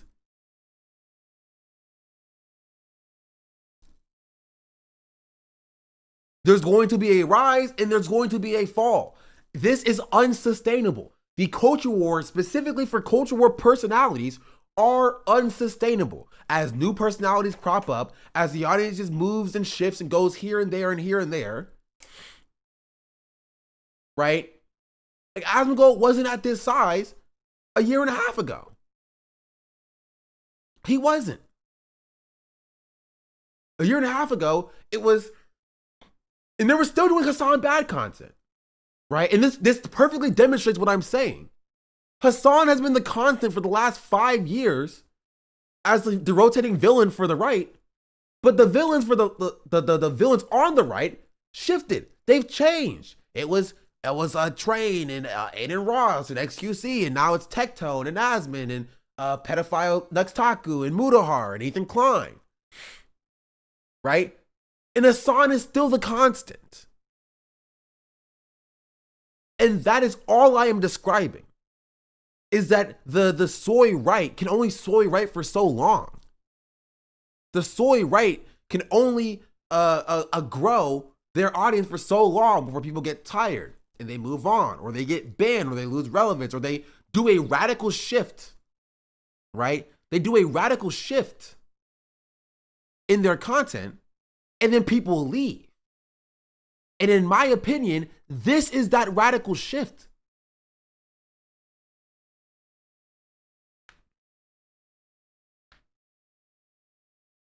It is. There's a reason why when Aiden Ross moved to Kick, nobody talked about him. And the constant of Hassan being the only big name while this soy right action could deplatform him is what worries me. And you're dumb. Hassan is pulling in 20,000 to 30,000 viewers. That is insane in comparison to where we are before, or where we were before, talking about pro-Palestinian liberation. You were looking at such a snippet of history. You're looking at like literally the past 6 months, and you're letting that decide the rest of the world for you. You feel me? You're like, oh, this past 6 months, people were mean to Hassan a bunch, therefore the left is cooked. And no, if you compare freaking 10 years ago, what Hassan is doing was untenable. It was completely like unrealistic to imagine a voice on the left talking about pro-Palestinian liberation to so many people and for people to actually care.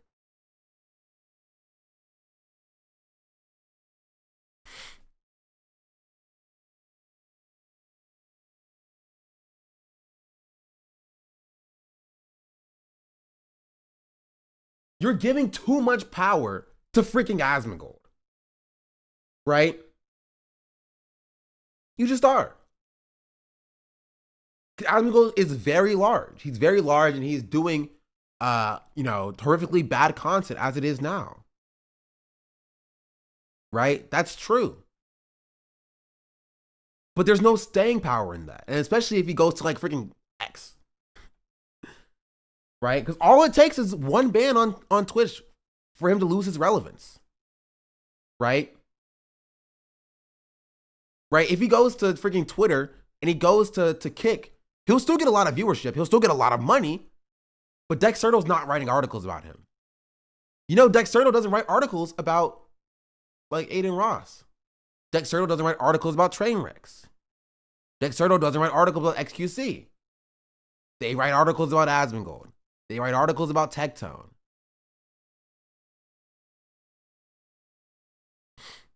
I thought it was fair. I misread that, but I feel like you're downselling the likelihood of him being deplatformed. Also, to be fair, Asmon's been huge and Dawson costed if he's banned on Twitch. He still has a gigantic YouTube, but again, he's not going to be taken seriously to that extent. It just won't.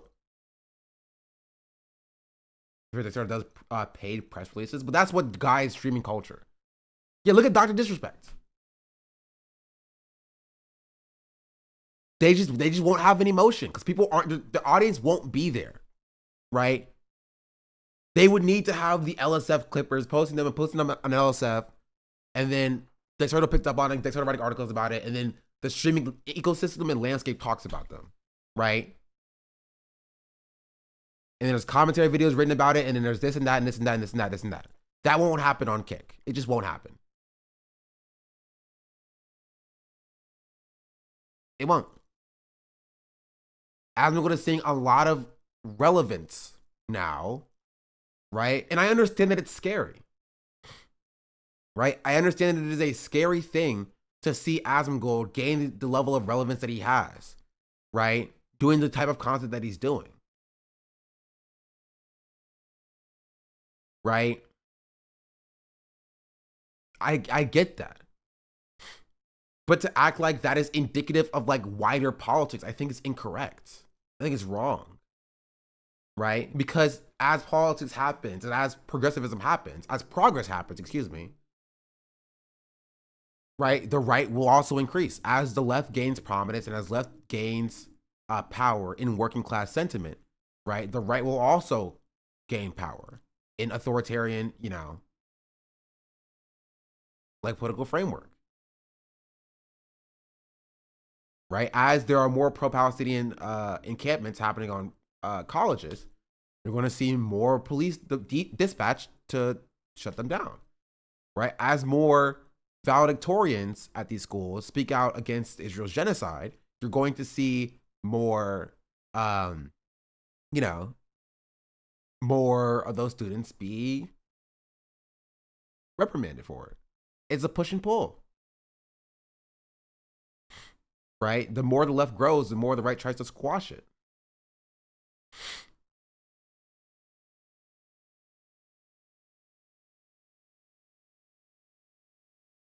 You feel me?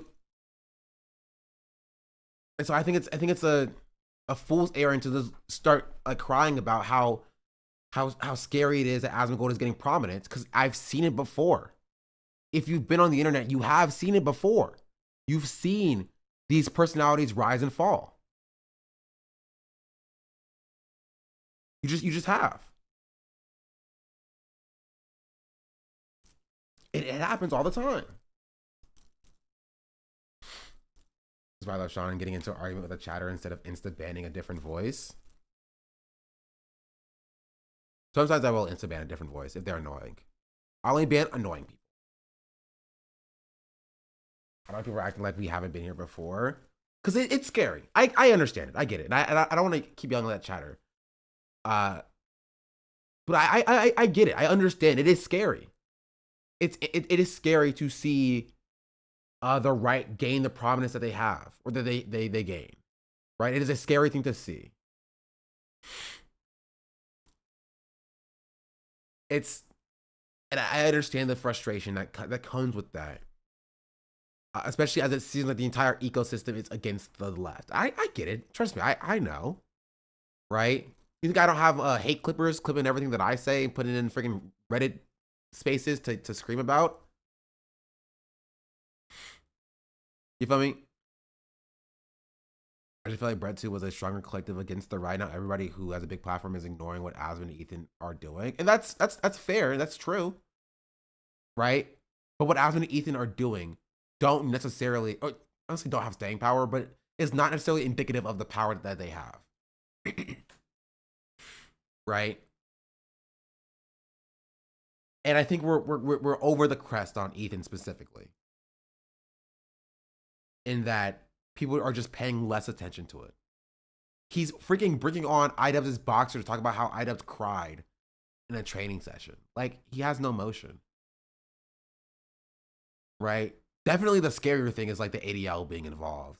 And anything anybody happens, they cry about Hassan. Because we know that Twitch at least takes what the ADL is saying to a certain level of with a certain level of seriousness.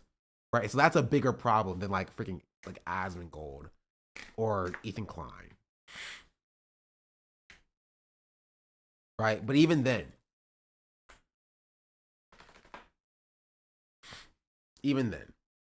there's underestimation of how much online cloud they each have. H3 has been around forever. Yeah, but the H3 of like yesteryear is not the same thing as H3 now. You feel me? Like, people just don't take him seriously. They don't. Not to the same extent. Most people just don't want to get involved with it. Right?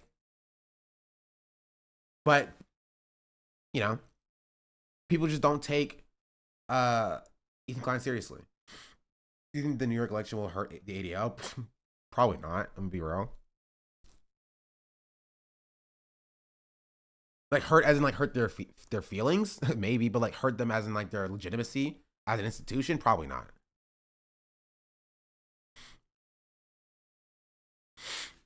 Excuse me, is even with Ethan thing does have motion. He's getting 45,000 people watching to harass Ian and Anissa with the dumbest points to be 80s parents and millions through SopTube. I think Hassan is doing great in the main stead with reputable voices, but it doesn't matter in this space. But that's your problem, is that you're looking at this space like this space matters. That's where your conclusion is incorrect, right? This space doesn't matter. It doesn't. 45,000 slop viewer watchers or whatever, it just doesn't matter.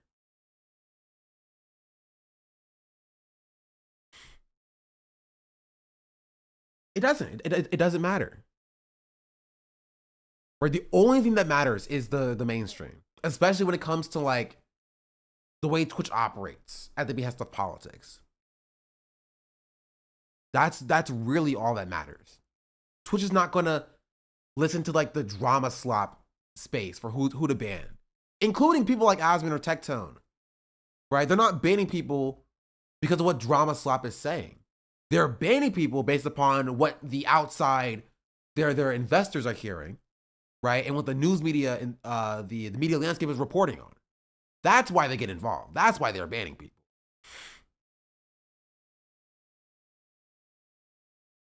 You know what I mean? That's I think is a fair point to be like apprehensive about. But Ethan just does not have motion. Not like he used to.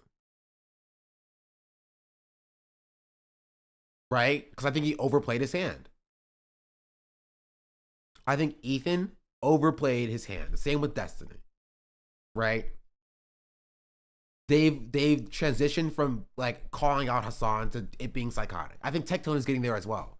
Asmon plays it more intelligently. Right? Asmon plays it more intelligently in that he avoids being seen as obsessive of Hassan, right? But people like Tectone, where you have,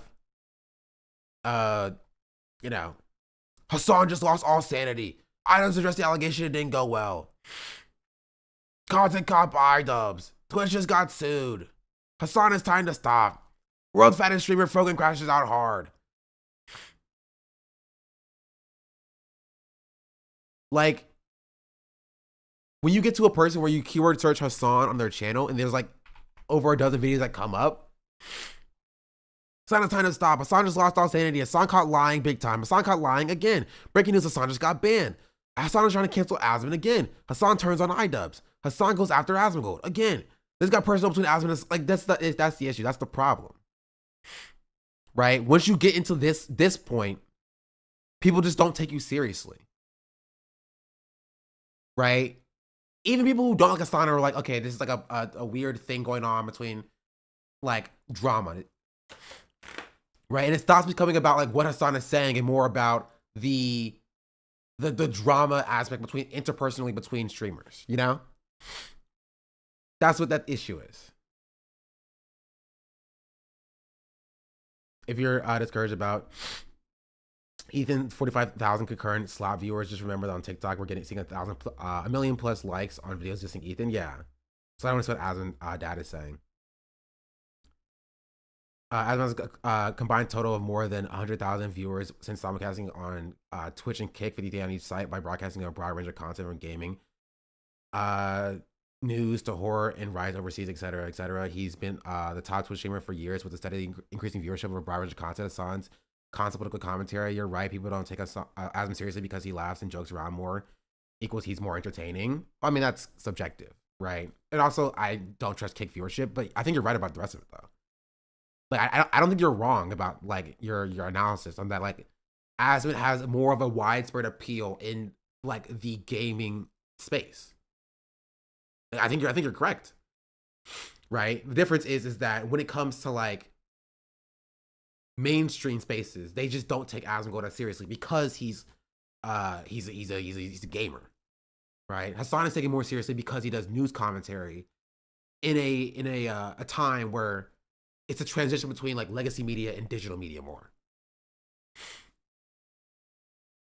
Right? So like that's why Hassan will get like articles written about him in mainstream outlets, and Asmon just won't get that. Even though Asmon's larger than Hassan is. And technically the largest political streamer when he does politics.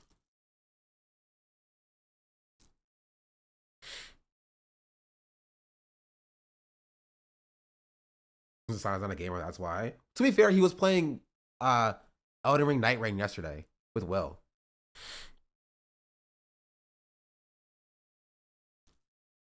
Based on at least my used to be friend that takes on a similar case in that way.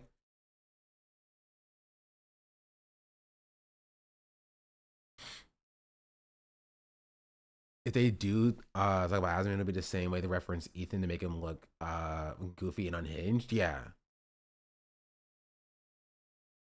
It'll be more like, because this issue with like being in like the gamer space, in that like a lot of Asmon's like content as like a slob or like, you know, having a messy room, stuff like that. That works in the gamer space because like we can laugh at that, like, haha, gamers or whatever. Right? And then, but with the issue is when mainstream media picks up on it, they're like, oh, who's this Asmongold person? And they search Asmongold. That's what the stuff they'll see, and they'll just take that less seriously because it's like gamer content. You know? But that's just the case. A lot of people also aren't thinking about how fans usually don't migrate to platforms. If there's an infinite amount of Asmon-like streamers on Twitch, if Asmon left, the people would find new degenerate gamers to yell about boobs in video games. And once you get to a certain size, you become a personality. You're like a it's like gravity, right? While everybody does have gravity, or every mass piece of mass does have gravity. If you are more massive, you have more mass, you have higher gravity. Therefore, you attract more things to you, right? And so once you become a streamer of a certain size, a certain mass, then if you move platforms, you will start pulling, right, viewers with you to that platform. People will stay, but you have a better chance of pulling viewers when you are of that size because you're a personality, right? People do want to see, what did Asmongold say this time? You know, that's just the case. Oh, I didn't even remember what that was. I closed it by accident. Oh, yeah, okay. Meant to close that. Yeah, that's Tectone being banned on the platform. I mean, as Ludwig said, half his viewers stayed on YouTube. Yeah, half of Ludwig's viewers stayed on YouTube. That's what you're gonna get. I think multi-streaming in general is a good idea.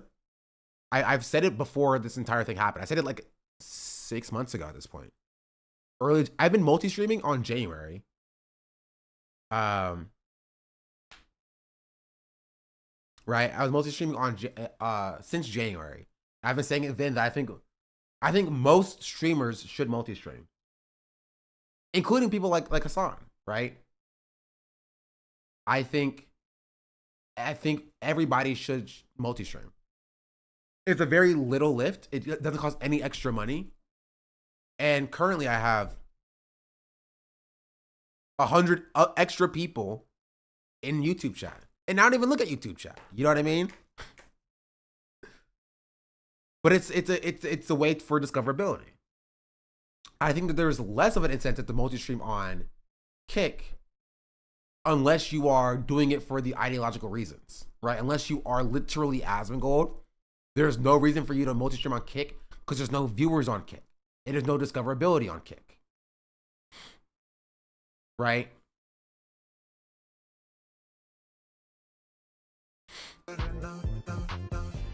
You know? And so unless you're there like ideologically to like get like certain articles written about you, which, you know, is what Tectone is doing, there's just no reason to stream on Kick. Unless you get a bag. Which, I mean, Tectone and Azam said they didn't get. They're just regular streamers on the platform. But who knows? I don't know their deals. What you know about rolling down in the deep? Marcy likes Larceny. Thank you for the tier 1 sub as well. Much appreciated.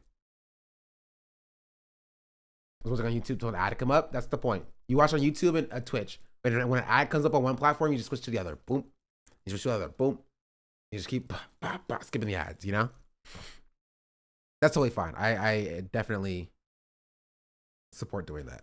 But also, I also support you subscribing to me on Twitch, right? And if you have a Twitch Prime account, you can use your Twitch Prime account for free to subscribe.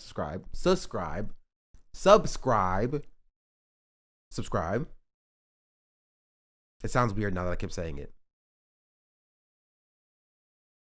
Or for $5 or $6 with a tier 1 sub. So if you don't like seeing the ads, you can just use your subscription on me. I'd appreciate that. Because if not, I'm gonna have to start taking brand deals, chat. You're gonna see me partnering up with BetterHelp and SodaStream and Coca-Cola And let me stop. I'm sorry. Please read this chatter. What does chatter say? What is Nazi Jason about his views? I get saying that he's center right, but I genuinely don't think that he's any Nazi rhetoric. But the logic you're saying Hassan is a terrorist propagandist because his rhetoric is either adjacent to or directly tied to his views that align with designated terrorist groups. Talking about Asmongold. Asmongold has done Nazi apologia, right? Maybe unwittingly. I'm not saying he does it on purpose specifically, but like he has when he says that like, oh, the Holocaust 99% happened. That's Nazi rhetoric, right? I don't think he intended it to mean it like that, but like that's what it is, Nazi rhetoric, right? When you talk about oh, the Nazis didn't burn books because they were you know, LGBTQ plus literature. It was because they weren't written in German. That's Nazi apologia. That's Holocaust revisionism, right? Or yeah, like I mean, this one. He's saying that Palestinians have inferior culture. I've communicated and ways that I've acted that are indefensible. Right? That he acknowledged was wrong. Like there are things that he has done and said that is like he said things that are Nazi rhetoric. That are here to Nazi rhetoric. Asman also said that he was the opposite of when someone asked if he was Jewish in the chat. Yeah. Like it's not like the people are saying this that are off base. You can disagree with it. I'm not saying you can't disagree with this characterization, but you can't act like this is like based on nothing. You know what I mean? You can't act like this is not based on anything. Like his editor that he employs for his YouTube channel saying that Nick Fuentes is an actual Nazi, right? An actual like theocratic fascist, self-described, called him mildly right-leaning. If you think that Nick Fuentes is mildly right-leaning, you're a Nazi. 5,130 just subscribed. Right? So Asmongold didn't do that, but his editor did. So his editor's a Nazi. Like that's the point. It does come from somewhere. It's not like baseless. Many thank you for the 18-month resubscription.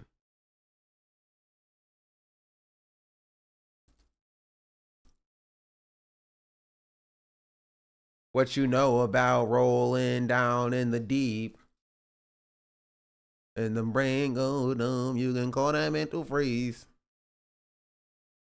I feel like I'm out in the ocean. Anyway, that's the Tectone situation.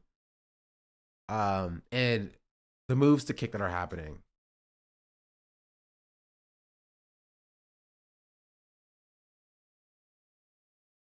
What is this Miskiff clip about? It's like, oh, it's your elbow. Oh, it's my elbow. Oh, I thought it was like a tool. Their actions are arbitrary in nature, and as such, you should be compensated for loss of profit reputation damages. Seek legit legal advice, and if you can sue them. The camera function in Mario. Oh, it's about something so separate. I love the idea that oh, sue Twitch because you got banned on the platform. And like it's not like a private company that had a TOS specifically to stop people from doing that. Like you signed it, especially when you signed to be a partner and make money on the platform. Like you've signed 3 separate agreements, getting to that point, right? So yeah. In conclusion, shout out Twitch for doing this thing. The second funniest thing. LOL. I was watching Miz last night. Asmon rated him, and Miz's chat were all shitting on him. It was glorious. That might be a meme, though.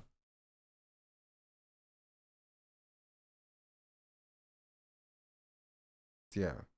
Also, there's like an hour-long video about Tectone's innocent allegations that he claims are baseless and not founded in reality. That I don't think we're gonna watch right now. Also, watch this. Speaking of these slop tubing people. Watch my newest video about not Tectone, but Tectone's boy, he said. Named Nicholas Light TV.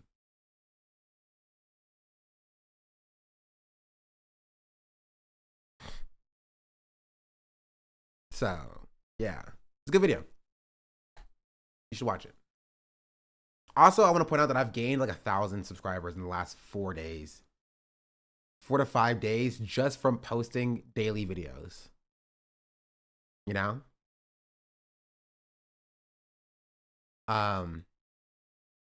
Yeah, Tectone is banned. I am slightly curious about this whole streamers are ruining DreamCon video from 2 days ago. Before we move on, let's see this.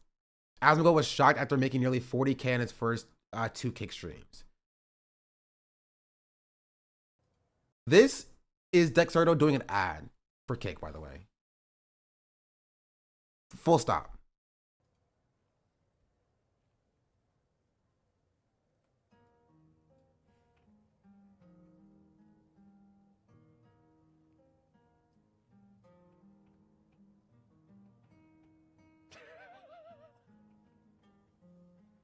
You watch Tom McDonald? Is there a new Tom McDonald? Like, this is an ad for Kick, which is, again, Asmongold said he didn't get a special deal. He said he's just going there as a regular streamer on the partner program, which you can choose to believe if you want to. This is just an ad for Kick, right? You're not making the same amount of money in 2 streams than you do in a month on Twitch in perpetuity, even if you're Asmongold. If that was true, why are people leaving? Why didn't Your Rage speak about like Kick payments?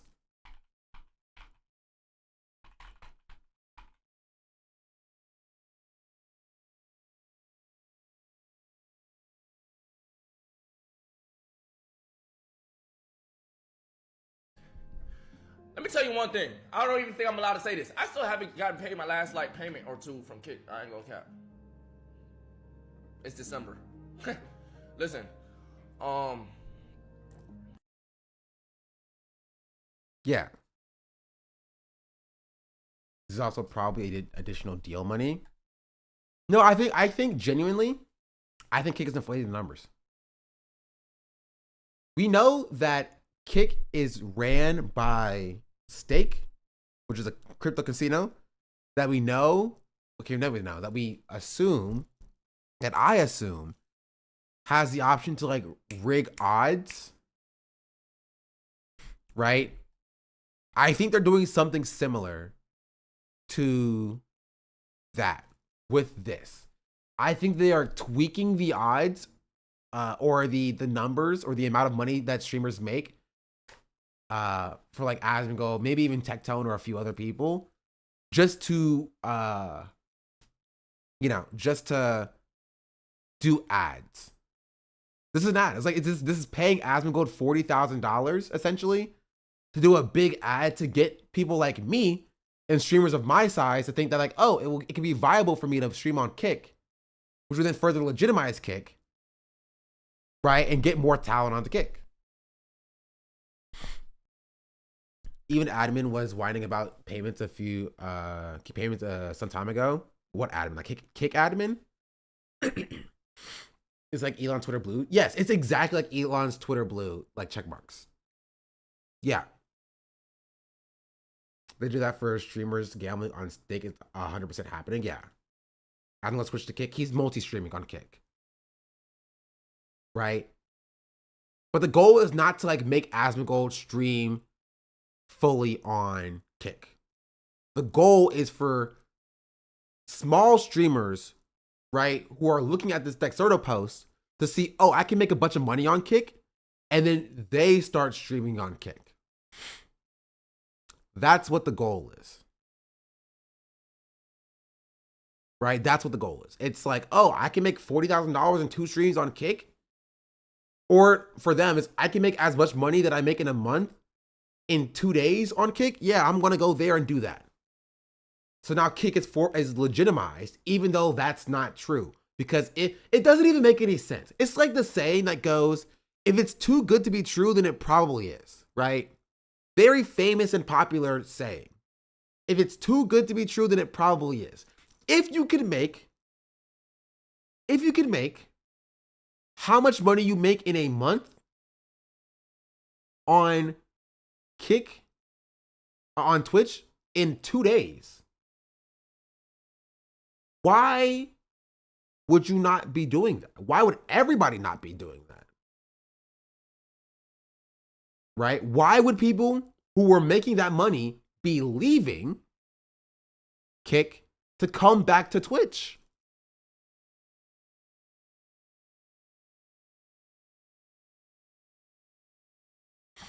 Right? And I know this because Kick has sent me emails offering me thousands of dollars too. They've sent me an email saying, hey, Sean, you could make upwards of, you know, like 15,000 extra dollars a year if you were to stream on Kick. Have you considered it? Let's have a meeting on the books.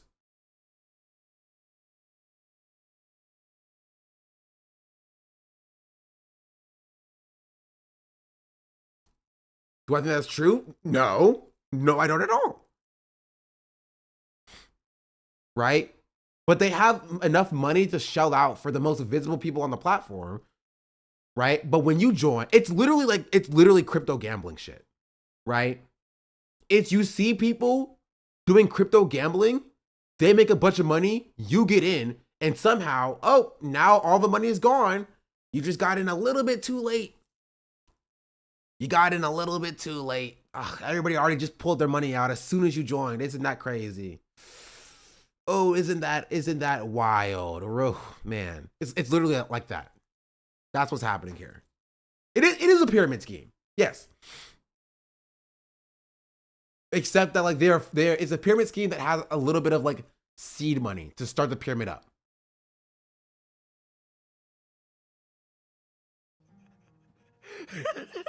Two of them.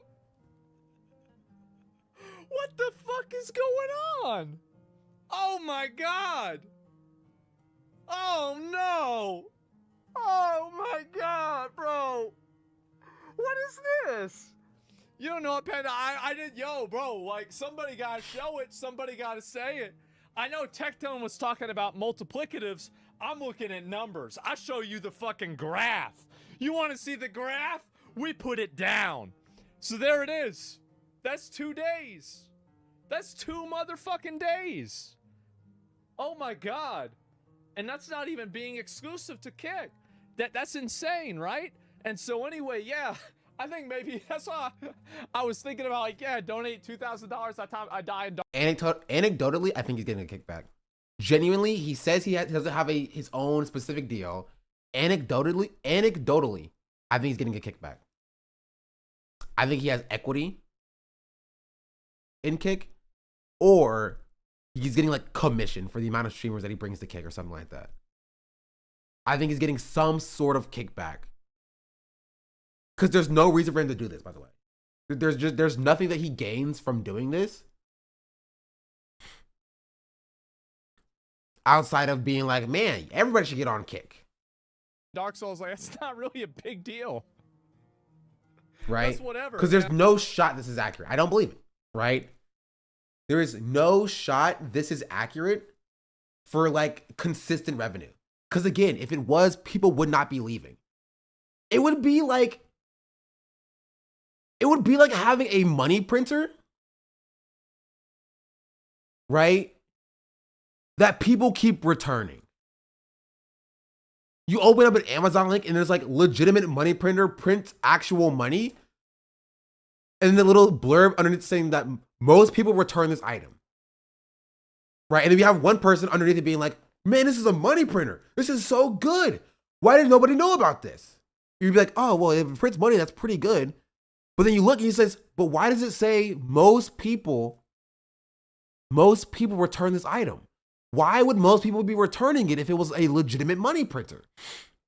If this was the case, why would streamers be moving back to Twitch after their Kick deals are over?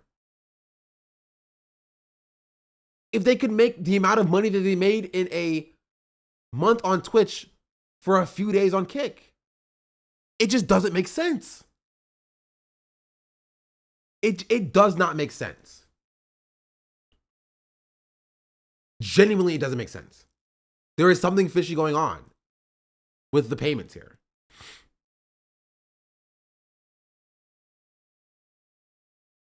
I don't believe it. And yeah. If even Aiden wants back on Twitch, yeah. Estimated is doing a lot of work here too, yeah.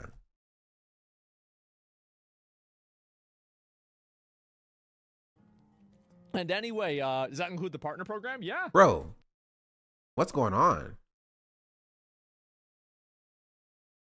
I'm just getting a bunch of subscriptions on YouTube. Yeah, it does. And there it is. It shows everything. And estimated income, I think the monthly is estimated. No, it's not estimated. They show, let me see if I can show this. Let me go back and double check. Yes. I don't know if I can show this. Too bad. I can't even see it. Bro, it's so blurry. So there it is. And yeah. That's so I'm making a bit more, right? Things are going to be a bit more, and I'm thinking I don't believe it. I would believe if it was like $10,000, that would make more sense to me.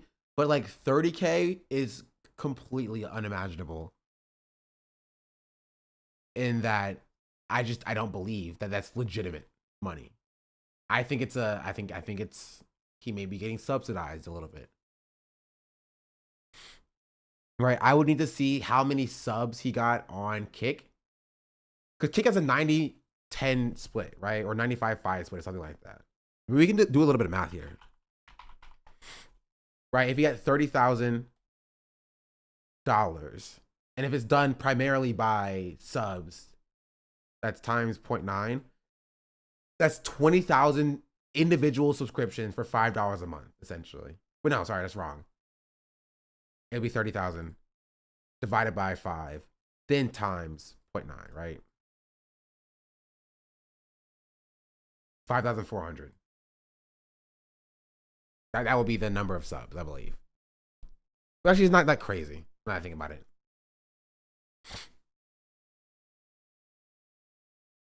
thinking that yeah, I think that, you know, we've had a really good. But like, again, you're not getting 5,000 subs in a day on Kick if you join.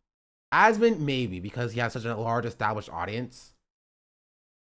This would be the equivalent of just like 5,000 people in Asmon's Gold's chat just like donating to his like not donating, but like what's it called? Yeah, like doing a dono. A PayPal donation or something like that. It'd be like that. Maybe the initial money from Kick is some kind of buying likes and followers leading to fake growth. It may look like it pays well at first, but in the long run, it isn't real. Yeah. I don't think that it's that for Asmongold, but I think it's I think it's similar. That is, I think what I did here is correct. This is correct, right? Because if you do this backwards, it's like 5,400 subs times $5 for each sub. Oh, you're right. That's not correct. It's actually 30,000 times 1.05 divided by 0.95 or something like that.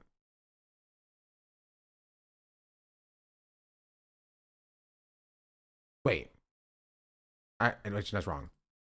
30,000, hold on, times 1.05. No. Divided by 5.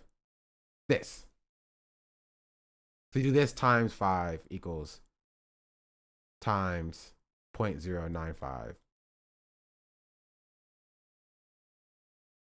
I did that wrong. That's correct. It is 6,300, right?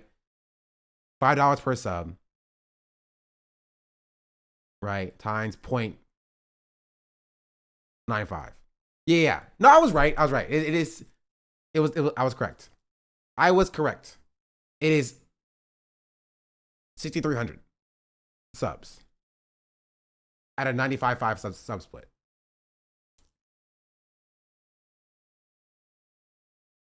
That's what it is.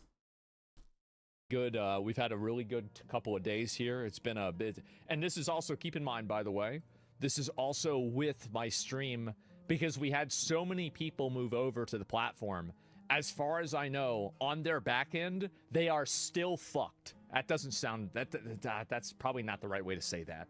But what I mean is that their system is overloaded from the amount of people that have signed up and started using the service. Okay, let me just wait. Okay, if that's true, I think this is supposed to be like a flex for Kick. That's not good. That's really bad. It's supposed to be like, oh, I'm bringing so many signups that it's breaking their systems. Yeah, it's not supposed to break their systems. That's like the entire thing about having a system is that it's supposed to handle loads of that size. Loads of that size. You know what I mean? Like, you're supposed to be able to handle thousands of subscriptions a day, especially if you want to compete with like freaking Twitch. Especially for a platform where bandwidth matters.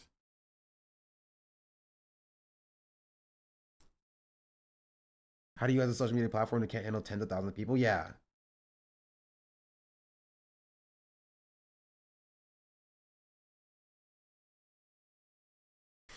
just go.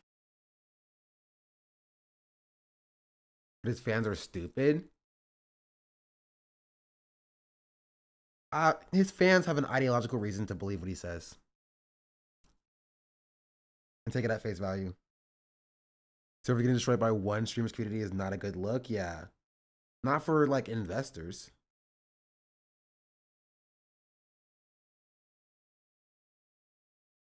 If there are investors. I don't even know if they have ads.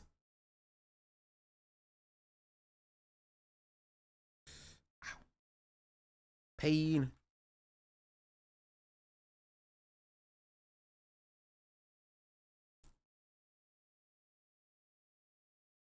What is the ideology? Racism, I guess. Just like right-wing sentiment in general. Well, anti-woke, anti-SJW behaviors. I just had a few clips left in my hair. Wait, just one more. Just one more. But yeah. That's this. Oh, this is what Hassan said. Every single one of these accounts is basically doing promo for Kick, all blue, checkmark, power farmers. It's a way to try to lure people into streaming there. Kick dumps money into rich and famous streamers. Kick dumps money into rich and famous streamers' laps, causing the false belief that average Joe will also generate money. Yeah. If you're an up-and-coming streamer, try to use TikTok to grow as an audience. This will lead them back to Twitch or to YouTube streams. There is a reason why only weirdos stream on Kick. Twitch is the best community functions plus Rev. Saying as somebody who's been banned almost 1 million times. I will say Hassan's not incorrect, but he's also kind of, this is kind of an old person take. You know what I mean? It's kind of like the old, this would have been true 3 years ago. 2 years ago when like Jinxie was popping. Chat, do you hear about Jinxie now?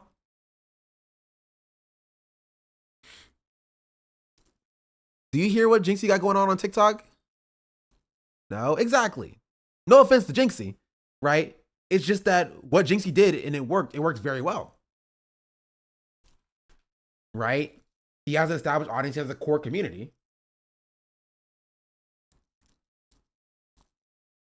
Queso still popping? Yes, Queso was popping, but not necessarily because he's still posting on TikTok now. Right? But instead because he did that when it wasn't a benefit. And now he's still entertaining and he's still like growing his base normally from having the name, the established name recognition. Is it Vanilla Mace from TikTok? I don't know. All I saw from Vanilla Mace was the Ethan Klein thing that was on TikTok, to be fair. But I think what you need is less about posting on TikTok, because I think that it is useful, but it's too saturated now. Like when I'm scrolling on TikTok, I'm not seeing stream clips. right? There are people with millions of followers on TikTok who try to stream on Twitch. It doesn't work. Right? Some do work, right? But the amount of followers and the amount of people that you need on TikTok to actually have an audience on Twitch is just diametrically opposed. To get an audience of my size on Twitch from TikTok, I would need to have like 800,000 to 1 million followers. You know what I mean? And I don't have 800,000 to 1 million followers. And so if you do have 800,000 to 1 million followers, to higher than that, right? Then yeah, you could easily get like 1,000 viewers on TikTok. You're not getting like 20K. You're not hitting like top 50, right? But you'll get 1K. You'll get 2K. You'll be chilling. You know? But like for like the average Joe, if you're sitting with like 40,000, 50,000, even 100,000 followers, you're getting probably 100 TikTok viewers. You know what I mean? You're getting probably 100 or so TikTok. I'm sorry, 100 or so Twitch viewers from that. And so I think that there's still some usefulness in this, but I think posting on TikTok is like old news. Right? I would say if I had to guess what the next thing would be, because right now we're in like a holdover phase, a transition phase, right? Between like posting stream clips on TikTok and then whatever the next thing is. I think what the next thing may be is, I think Tips Out was correct when he said this, multi-streaming, very important. And YouTube Shorts, that's still in the tail end. I think YouTube videos in general. YouTube is always just the best thing to do. Right? YouTube is always the best option for like discoverability. I don't understand why more streamers don't multi-stream. Laziness. A little bit. Right? An idea of that it will help them, or it won't help them. For me to detect don't get banned again? Yes. He got banned. Not permanently though.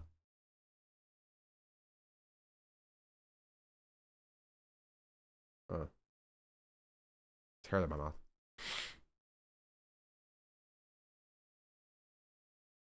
Oh my god, these two chatters have been arguing about who is more famous, Greta Thunberg or Kai Cenat, for the last like 20 minutes. They've been going for the last 20 minutes about who is more famous, Kai Cenat or Greta Thunberg. Like I've been seeing them. I've been seeing them just go at it. And I've ignored. But like they've been going back and forth.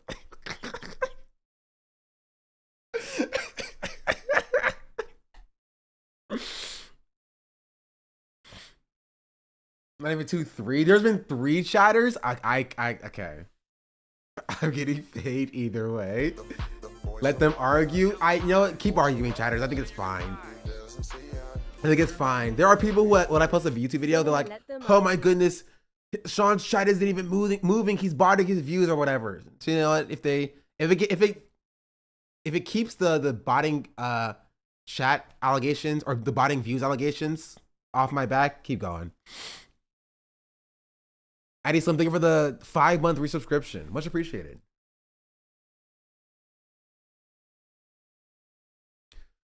That's the answer. You know, that is a good question. Maybe we'll visit that question a little bit later.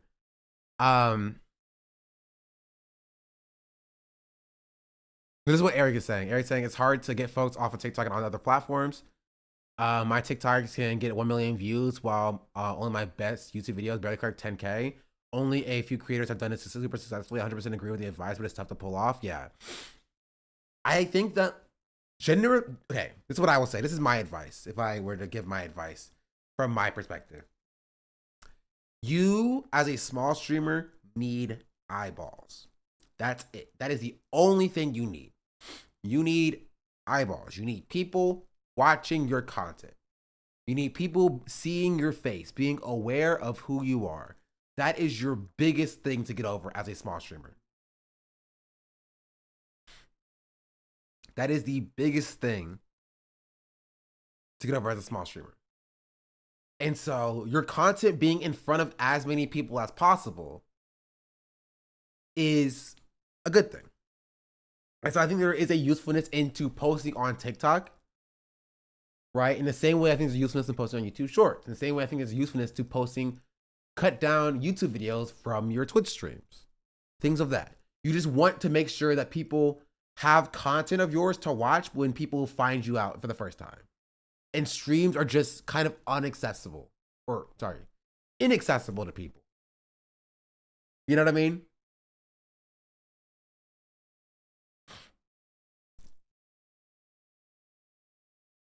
So like if you post videos on TikTok, currently watching on YouTube, just wanted to say thank you for your commentary. Us YouTube watchers are here. YouTube viewers, welcome in. Hello, welcome to Twitch, by the way. I've gotten a lot of new YouTube subscribers since posting on YouTube. So I can speak from that perspective. I've got a lot of new viewers, maybe not on my streams, but on my YouTube videos and subscribers from posting consistently on YouTube. Right? You just need more people and more people to see your content. The latest video is a banger, not gonna lie. I think a lot of my videos have been bangers recently. Right? Because I think a lot of my stream content has been bangers. Right? Because I think my streams have been good pretty consistently for a while now. But the problem is, like, after those streams have ended, the content's gone. After those streams have ended, the content's gone and nothing happens from there. So there's a lot of good content that nobody's going to see, right? Because it's literally just sitting in an archive channel that nobody's looking for. And so cutting those streams down into bite-sized, digestible pieces that you can watch and things of that nature, right? It's important.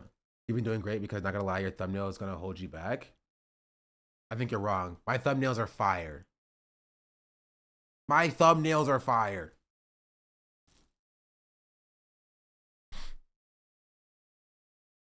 My magnum opus.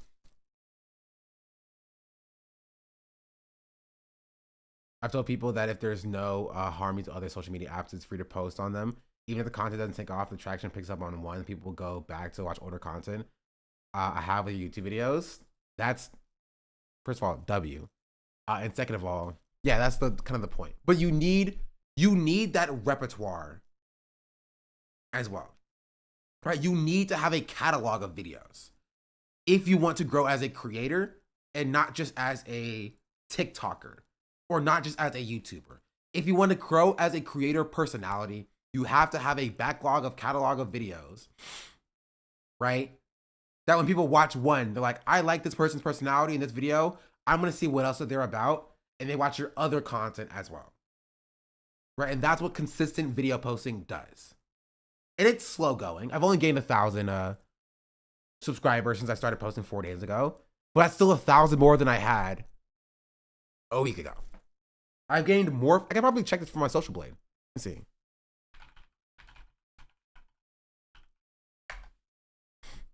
What? Who's Sean Blackburn? That's not me. Why does this guy show up before me? He has 7 subscribers.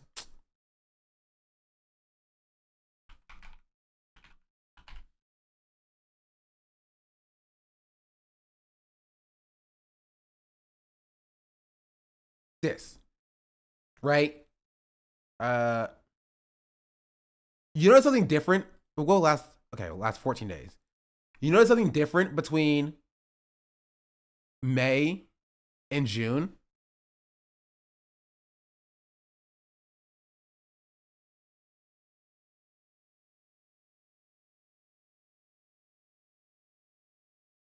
No, Ethan, no, not that. Right? I was still streaming on YouTube in May, but I got no subscriber growth until June. And I started posting daily content, daily videos on YouTube. 400 subscribers, 100 subscribers, 100 subscribers, 100 subscribers. Right?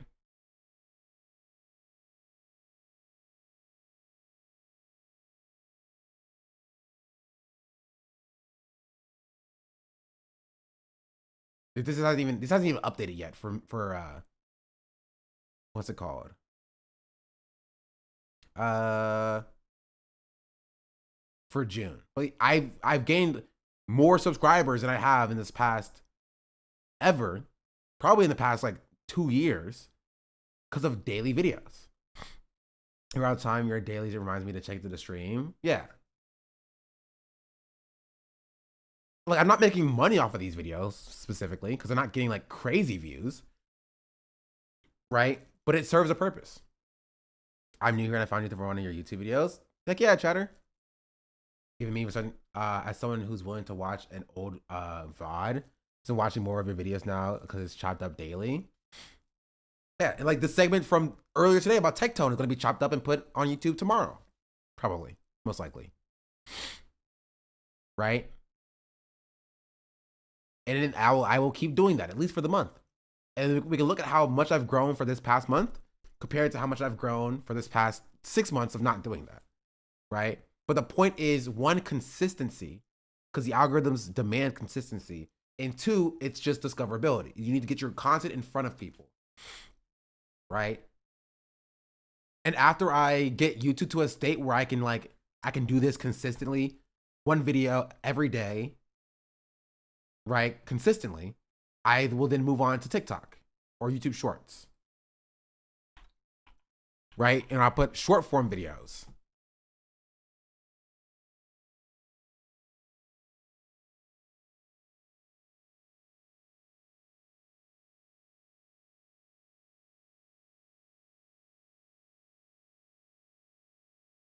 Right? I did post a full VOD on TikTok. It's like 30 minutes just to see if I could. Facebook at streamer you, right? And I guess you can. I don't know if like gaming channel would do numbers. I have plans for gaming content. It probably will go on a second channel, but for things like Chat Control's Baldur's Gate 3, like fun, like coding-esque challenge gaming videos, stuff like that. Right? Something that I've been floating about is about like where to post my content. That's the biggest question that I had. Right? Where to post my content. Because I have another channel called Sean the Black Live that I have as well, that I also posted the agent video on, but I decided to post it here. But like, because it's a balance between like having daily content for my YouTube channel, but also trying to grow another channel. But that channel can't grow if I don't have content for it. But if I put content on that channel, then I don't have content for this channel, and it's a whole other thing. So waiting for you to buy a Subway franchise and stream its daily operation. I don't have enough money to buy a Subway franchise at this current moment. Well, maybe. That would be funny. But then I have to worry about like health codes and stuff like that. Never understood why people make a vlog channel and a gaming channel. Why doesn't YouTube make a better channel directory or something? Because your audience is going to come for different content, right? People who come to watch my people who arrive to watch this content will be taken aback by gaming content and may not watch it. And people who watch my gaming content may not like this other content that I'm doing, and it may fracture the audience, you know? And then you'll get lower views overall.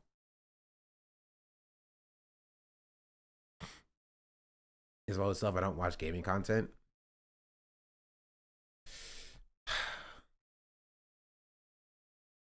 Ow. Freaking neck. But yeah. That's what happened to Hassan. Every large streamer. Channel from programming content. The gaming channel will probably be like a simultaneous gaming programming channel. Like I was watching a video yesterday. It's like a 4-year-old video.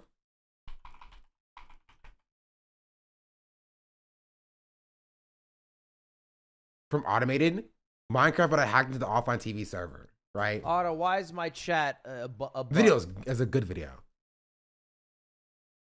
Basically, he codes a thing that lets him control a thing in a Minecraft server that he's not technically supposed to be on. Right? It's a very, very good video, but it's a mix of like technically gaming and coding. It'd be like that. Or like Doug because it's sentient. It's right? Or like Doug. Quest in a like this. Today I'm playing Elden Ring with every enemy and item in the game completely randomized, and my goal is to beat the first major boss of the game, Margit. But to make this more interesting, I also made an application that lists out every word that I've said in the past 60 seconds, and then Twitch chat is only allowed to write messages that use those specific words. So if anybody says a message that doesn't include the words that I've said in the past minute, then they are automatically banned. This, of course, is the perfect opportunity for Twitch chat to finally learn how to speak properly. So I'll make sure to be especially eloquent today. Yeah, good use for help. And now let's kick off this. That's clever. Yeah, like content like this. They're gonna scream into my mic too. These specific creators are so loud. They do be loud. And I'd be less loud. This is peak content. Yeah. I really like Otto one since he's actually trying to break stuff and find solutions, but that's just me. Yeah, but some people don't care about that. I think the reason why Otto's video did so well is because it had the OTV creators at the peak of OTV featured prominently in the video. Right? And so I could code stuff like, I've spoken to Doug one time before at the Streamer Awards. And I asked him and I was like, can I steal all of your content ideas? He was like, yeah, go for it. I was like, bet. So Doug has given me the go ahead to steal his content ideas. Ow. Oh. Yeah, I've already coded a lot of the stuff. And so just like making a video out of like me playing the things that I've coded, like chat controls Elden Ring, chat controls Baldur's Gate 3, Dungeons and Dragons with Twitch chat. What else did I code, chat? I probably did something else too. Stuff like that. But I need to record the chat using it. And the problem is y'all aren't here when I do it. Right? I need chat to be here for chat controls Elden Ring, and y'all don't be here. So nobody be controlling my Elden Ring. So it's a bad game. It's not a good video. You did a Minecraft one a long time ago? I did do a Minecraft one, you're right. I did do a chat controls my Minecraft a long time ago.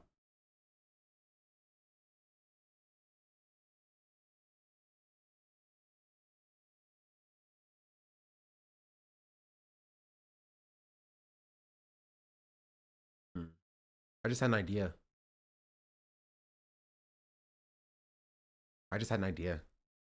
Wait, hold on. Hear me out, chat. What if I do? Here's my idea. What if I do?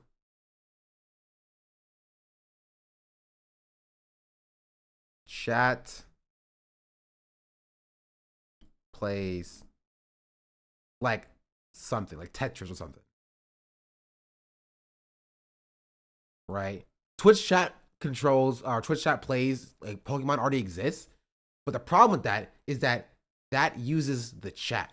Now imagine the list of Twitch integrated games. Yeah, that's boring and stupid and nobody likes that. That's the issue.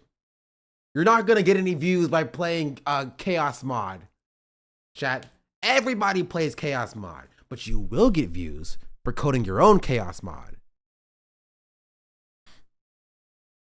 Right? So like chat plays Tetris, but instead of Twitch chat, like instead of actually doing it in chat, like in chat, boo, no, boring. You do it on screen. Imagine you're a Twitch chatter. This is your screen, right? This is me in the corner here. right? This is me. And this is the game.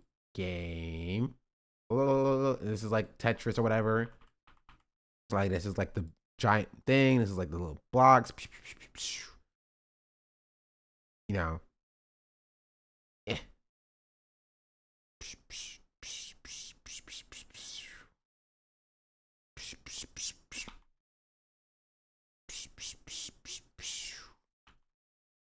Something like this, right?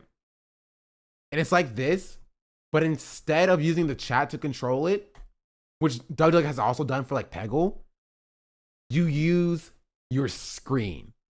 I make a Twitch extension that puts 4 buttons on the screen. 1 button, that's the up arrow. Okay, there's no up arrow actually.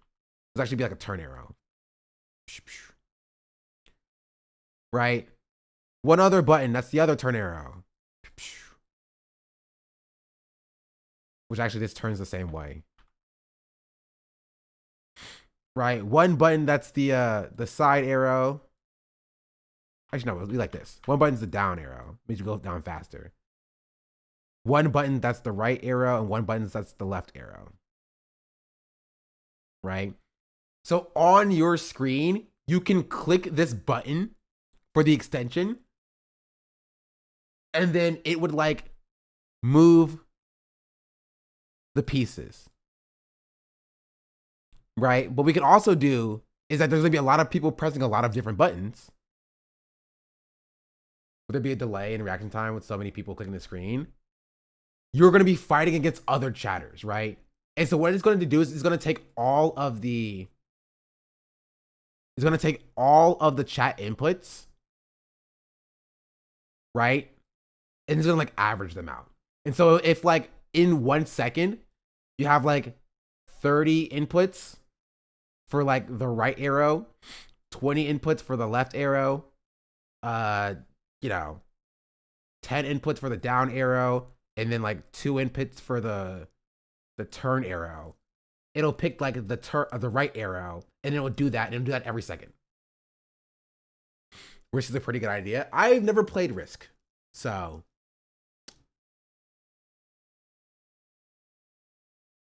yeah.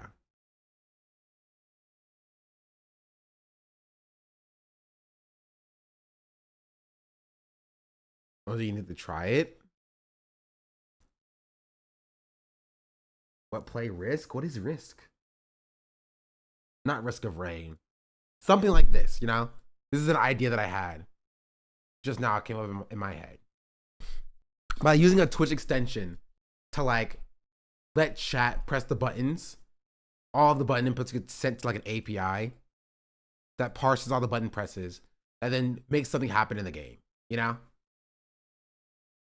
That's the idea.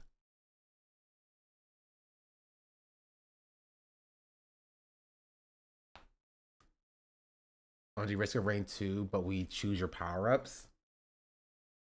Chat plays Elden Ring. We already have that. That's already built.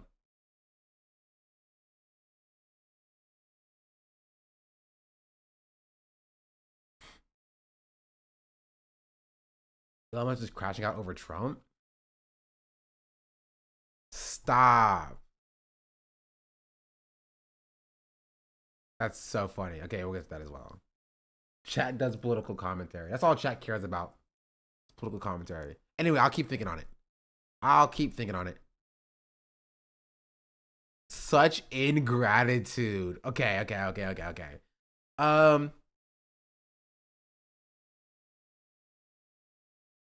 Okay, I covered this. I want to get to the Duke Dennis stuff as well. Mostly because I need another section of my YouTube videos I can...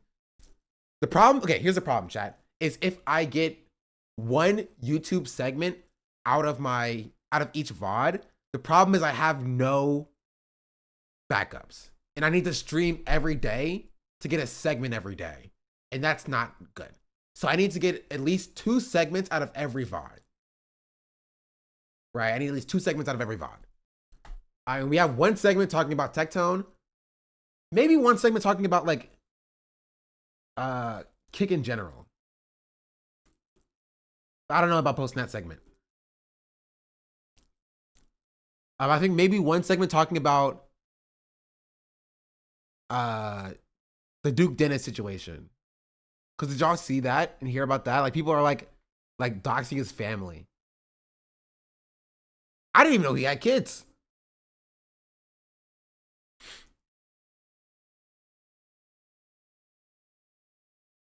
Wait, no way.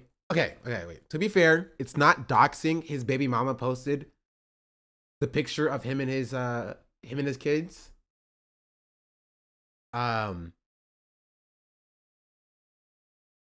So it's not like people like went and like out of their way to like dig up that information. 6 kids, 6 baby mamas apparently. Yes, yeah, you gotta have kids at his age. He do be old a little bit. Started watching J. Aubrey Musk's video. I have not. It's pretty long, so we might have to save that for tomorrow. And that'll be because the problem is, okay, another issue that I have is that this can't be a segment, right? Me reacting to the Jawbreak video, I don't think I will post as a segment on my YouTube channel. I want to stay away from like the full sale like reactions, right? And like I react to this, I want to at least have a little bit of commentary here. And I think I've done a good job so far of at least having commentary in all of these videos. That is at least somewhat useful and relevant. Yeah, I want to see what this is about.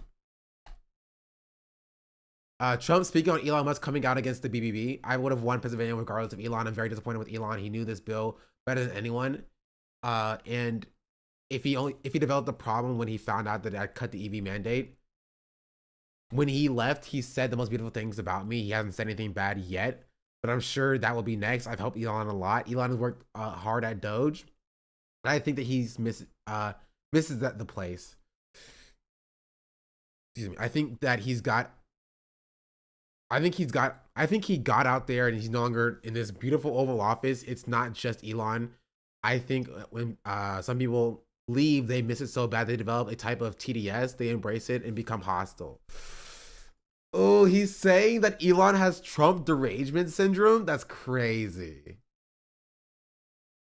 So we've done a great job. Elon knew that. Elon endorsed me very strongly. He actually went up in campaign for Okay, we'll get that in a second. For me. I think I would have won. Susie would say I would have won Pennsylvania easily anyway, even if the governor ran, the real governor, not the governor from Minnesota, he's a sick puppy, that guy. That poor guy, I feel sorry for him. But they made a bad choice with him. But if you pick Shapiro or anybody else, I spoke to him recently about his house being set on fire, which was terrible. But if they picked him, I would have won Pennsylvania. I won it by a lot. But I'm very disappointed because Elon knew the inner workings of this bill better than almost anybody sitting here, better than you people. He knew everything about it. He had no problem with it. All of a sudden he had a problem, and he only developed the problem when he found out that we're going to have to cut the EV mandate, because that's billions and billions of dollars, and it really is unfair. We want to have cars of all types. Electric, we want to have electric, but we want to have a gasoline, combustion. We want to have different. We want to have hybrids. We want to have we want to be able to sell everything. And when that was cut, and Congress wanted to cut it, he became a little bit different, and I can understand that. But he knew every aspect of this bill. He knew it better than almost anybody, and he never had a problem until right after he left. And if you saw the statements he made about me, which I'm sure you can get very easily, it's very fresh on tape. He said the most beautiful things about me. And he hasn't said bad about me personally, but I'm sure that'll be next. But I'm very disappointed in Elon. I've helped Elon a lot. Mr. President, did he, I just want to clarify, did he raise any of these concerns with you privately before he raised them publicly? And this is the guy you put in charge of cutting spending. Should people not take him seriously about spending now? Are you saying this is all sour grapes? No, he worked hard, and he did a good job. And I'll be honest, I think he misses the place. I think he got out there, and all of a sudden he wasn't in this beautiful Oval Office, and he's got nice offices too. But there's something about this one. I was telling the Chancellor, this is where it is. People come in here, even from Germany. They come in and they walk into the Oval Office, and it's just a special place. It's, World War I, it started and it ended here, and World War II, and so many other things. Everything big comes right from this beautiful space. It's now much more beautiful than it was 6 months ago. A lot of good things are happening in this room. And I'll tell you, he's not the first. People leave my administration and they love us. And then at some point they miss it so badly. And some of them embrace it and some of them actually become hostile. I don't know what it is. It's sort of Trump derangement syndrome, I guess they call it. But we have it with others, too. They leave, and they wake up in the morning, and the glamour's gone. The whole world is different, and they become hostile. I don't know what it is. Someday you'll write a book about it, and you'll let us know. Yeah. Mr. President, speaking of ending wars. And so Elon Musk's response to this is so funny.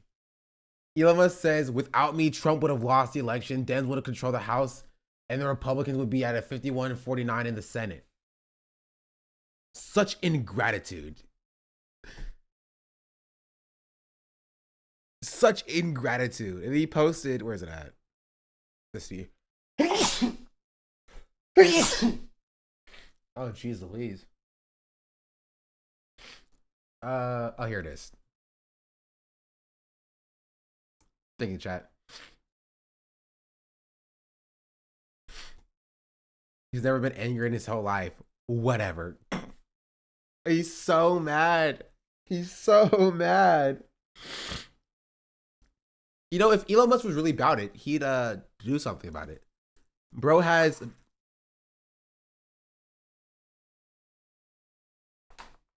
I dropped the clip again. Bro's a billionaire. He's getting like blasted by Trump. Trump is bending him over and taking him to town, and he's just taking it. He's just taking it. Elon Musk for this breakup? Drake. A lot of Drake. He's like, why you gotta fight with me at cheesecake? You know I love to go there. Say I'm acting light skin, I can take you nowhere. This a place for family to drive Camrys and go to Disney. They don't wanna know all of my business. That's what he's like. This is a lot of... Let me cut the mix down a little bit. Test, hello. Wait, is the No, I feel like the autotune's not working. Test, hello. Maybe I need like a higher retune speed. Hello. Wait, I think I might know what it is.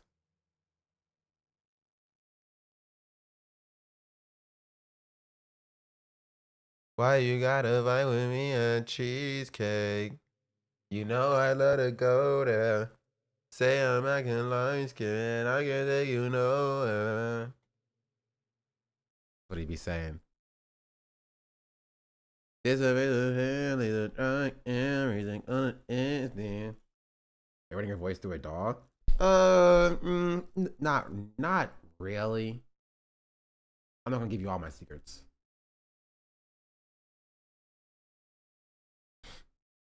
Was auto-tune all along? Yeah.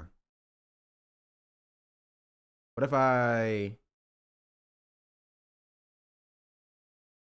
bypass this? What if I bypass everything except for the auto-tune just to check and see if it works? Bypass.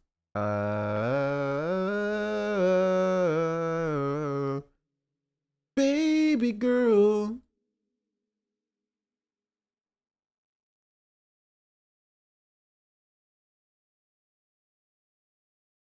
I like E major. It's my favorite key.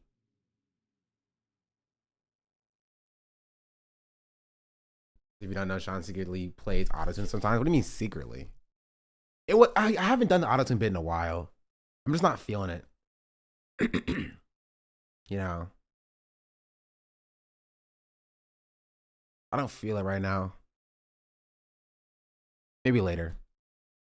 But yeah, the girlies are fighting. The girlies are fighting. You can do it all on yourself, baby girl. What's your name? Let me talk to you. Let me buy you a drink. I'm T-Pain. Yes. Oh, please. That would be so funny. Delete the POTUS Twitter account.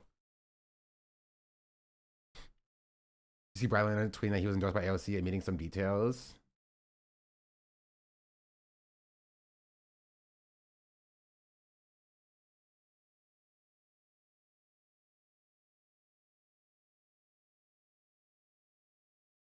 That's not what I heard, sir. I heard differently. I feel like Brad's team jumped the gun. She picked him third. And you know what? Okay. This is what I would do as well if I got picked third. Right? It's technically, I guess, could be called an endorsement. I guess.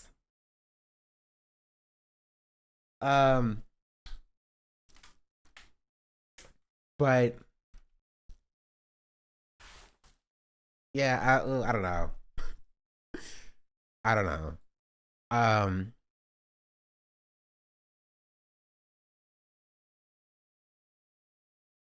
Close.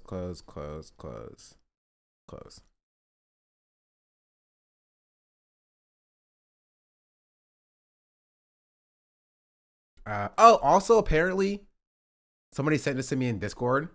Apparently Tevin reacted to my video.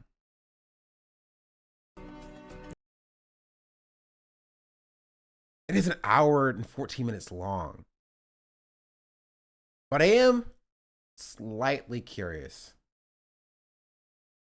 Sean the instigator era. What do you mean instigator? I didn't even do anything, okay? I didn't even do anything. I just posted a video and people have opinions about it. You started discourse? I didn't mean to start discourse. I wasn't trying to start discourse. But did she not pick Zohran? No, she did pick Zohran. The tweet that I showed you was just Brad being like, yeah, she endorsed me too. I'm here as well. Who's Tevin? Tevin is a creator. I think also based out of Texas. Friend of the show. We'll call anybody who follows me on Twitter friend of the show. Who's a speedrunner, who does a lot of speedrunning content, does a lot of drinking content as well. He's cool. Right. And so I am slightly interested about what his take on my video is. Because I said, are they still our content? And then the comment was like, short answer, no, not really. Right. Which I don't think is unfair. You know what I mean? Like, I think that's a fair take to have. Right. But I am curious about like how that take or where that take comes from and where I was off base on from a black person. Also, I just like people reacting to my videos, honestly. As long as the video is coming out in good faith and not like, you know, freaking this guy.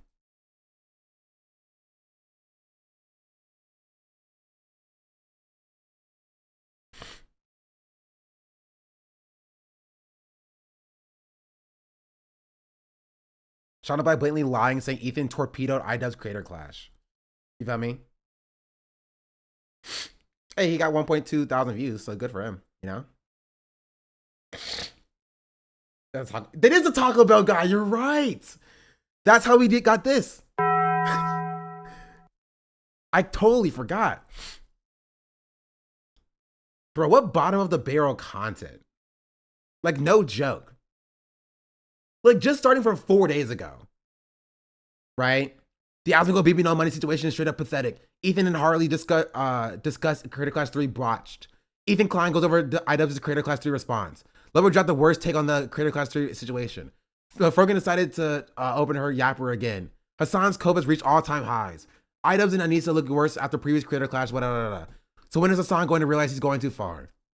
The Sydney Bathwater got 300 views, so it doesn't really matter. Yada yada yada yada. Shut up like lies about Ethan torpedoing Idubbbbz creator clash. Bro is like word salading his way through these titles. Bro is literally word salading his way through these titles.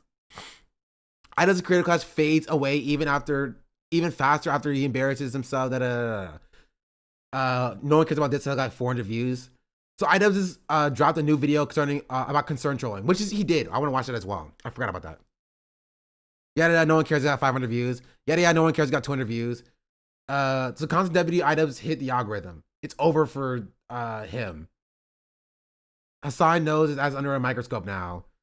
Anissa, the woman with the biggest victim complex. Idubbbbz and Anissa, like it's such low effort, bottom of the barrel content, and it's kind of crazy because like people come at me for like nobody watching my videos. Bro, he gets like hundreds of views. At least I crack 1K. At least I crack 1K. And he posts like 5 times a day.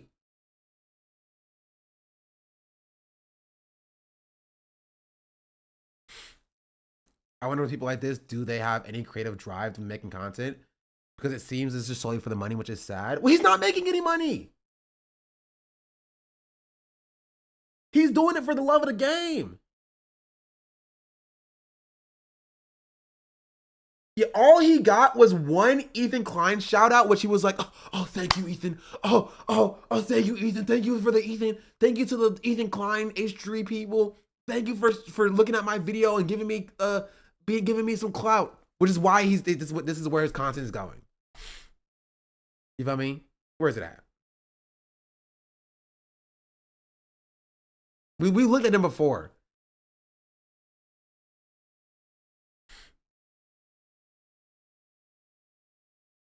Maybe he's hoping to attract some big grifting company. No, he wants the Ethan Klein shout out. He posts every 2 hours. And this is exactly what I'm talking about, chat. This is what I don't want to become, right? I want to at least put out daily YouTube videos about things that I care about to some extent, right? Instead of like, oh, I'm going to talk about Idubbbbz for the 1, 2, 3, 4, 5, 6, 7, 8, 9, 10 videos in the last 3 days. You know what I mean? Like, just be better. Be better.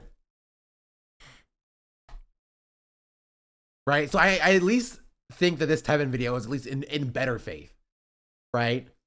Even if he doesn't agree with me. Which is why I'm more willing to give it a chance as opposed to like this video. Even though I am slightly curious to see what he has to say about me. But before that, I want to get into this Duke Dennis situation and what's going on here. I came from the video about the slob guy moving to kick it was fired. Thank you. I appreciate that. I've gotten more compliments on my YouTube videos in the past few days than I've gotten in like the past like 2 years. You know? People really like the short cut up videos from the streams. This piece I want to hear about the Duke Dennis stuff. Yeah, let's see what this is about. But, you know, unfortunately, that option has been taken away from me at this point. It's been taken away from me at this point because y'all keep harassing the mother of my kids and, you know, being very, very weird. And this is exactly what I wanted to protect them from all along. This whole time y'all been, you know what I'm saying, trying to dig into like part of my life that y'all was never invited in, like from jump. Y'all won. Y'all happy now? Yeah. Are we satisfied with the outcome? Over the past couple of days, one of the biggest stories on the internet has been Duke Dennis, his baby mamas, his kids, and all I could think to myself myself is, man, this is a strange conversation. Not that Duke is necessarily hiding the kids or that the baby mamas are outing him for being some sort of whatever the case may be, but it's this constant obsession with people, these celebrities, their lifestyles, and things that they don't put on camera. I believe we've come into an age and era in which they put a lot of stuff on camera, but it seems as if no matter how much they put on camera, it never satiates the appetite of the hungry audience. And what I don't understand about this is, how did we even get here in the first place? How do we even get to people talking about like Duke Dennis and his kids? Like, if it was I don't know anything, but if it's a conversation about like, oh, one of Duke Dennis's baby mamas is calling out Duke Dennis for flirting with people on stream, even though he won't call his kids back or something like, if it's something like that, then I'm like, okay, that at least makes a little bit more sense about why it's news, right? But if it's just like people being like, oh, Duke Dennis has a bunch of different kids, and it's like a okay, all right, I don't like, what are we like, I don't, what are we doing here? You know what I mean? Like, why am I supposed to care about like Duke Dennis and his children, right? Like, if it was like, oh, Duke Dennis is a deadbeat father who left his kids after going to get milk, I'm like, okay, that's at least a conversation we can have, right? But like, I don't care that he has a bunch of kids, unless it's like, you know, actually a problem. Why do we care as society? Right? Or at least as a streaming ecosystem. I don't understand why we care as society, but like as a streaming ecosystem. So just as I was about to record a video on Duke and this whole baby mama drama. 37 kids, as long as he's providing for them, that's all that matters. Okay, to be fair, if he had 37 kids, that would raise some eyebrows from me. You know what I mean? I'd be like, 37 is a lot, right? Like, if he has like, once he gets to like that point, right? If he gets like 37 kids, it becomes like interesting to hear about, not because I care about his kids, but because that is a lot of kids to have at the age that he is. And it's just interesting from a numbers perspective, right? But like 8 kids, you know, what are you gonna do? Yeah, it's like a Nick Cannon type conversation, right? Just from like a pure, that's a lot of kids perspective, not from like a, I care about what he's doing, you know, or like how he's parenting his kids, you know?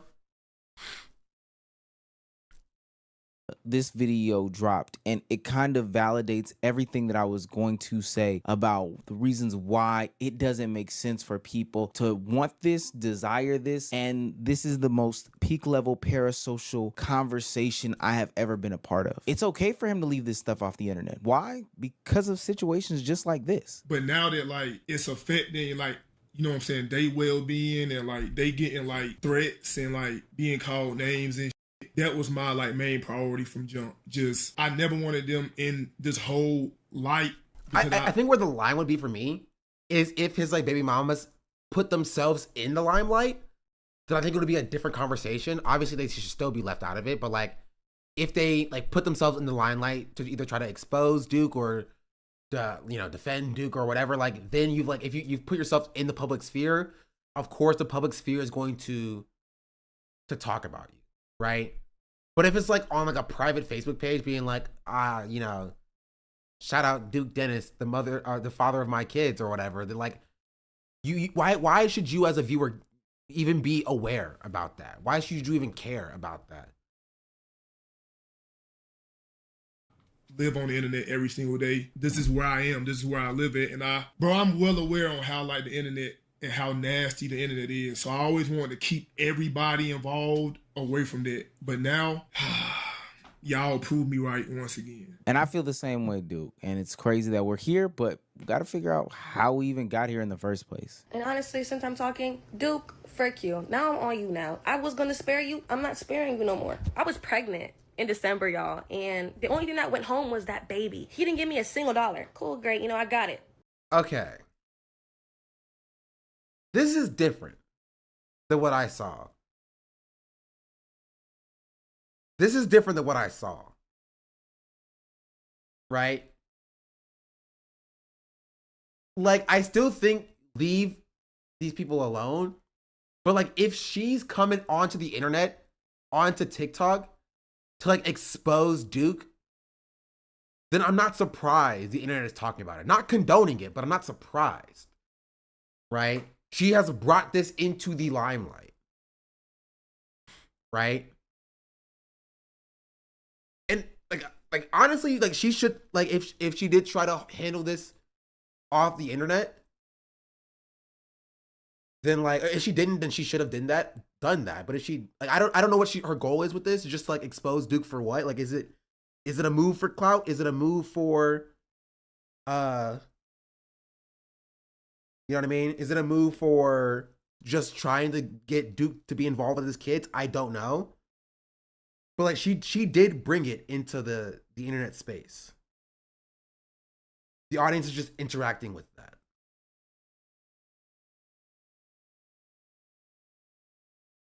Where social media is these days, I doubt she tried to handle it off the internet, but that's just my speculation. I won't speculate because I don't know. But I could see either way. Is she saying that Duke is a deadbeat? A little bit. I ain't tripping about it, but it was yours. Told me to keep my baby. And I promise you after this, I wish you would get on here and tell me that you didn't tell me to keep my baby. When I pay for it, and every time I text him for something else, instant response. But when I ask you for that money, or when I bring up the abortion, no response. Duke Dennis over the past couple of days has been hit time and time again with allegations that he has multiple kids, multiple baby mamas, you know, that he's not taking accountability for them, he's not feeding them, he's not providing them any clothes or any money, and all sorts of allegations that are ultimately detrimental to his character. Now, the thing about the internet is it takes... Sure, it is detrimental to his character, but if that's correct or not is, like, I think the same way that I think, you know, leave the kids out of it is the same way that I think that... Pat, what's up? Hello. It's been a few days. Just subscribed. Hi chat, hi Sean, hope everyone's doing well. Hello. I hope you're well. We still have to do something for the collaboration, but I have not hit 30K yet. But thank you for the resubscription. Much appreciated. Right, I do think it is detrimental to his character, but if, like, his baby mamas are coming out here and sharing their stories, and if the audience that is his audience or is the landscape view him in a certain way because of that, I don't think that's necessarily, like, inherently wrong. You know?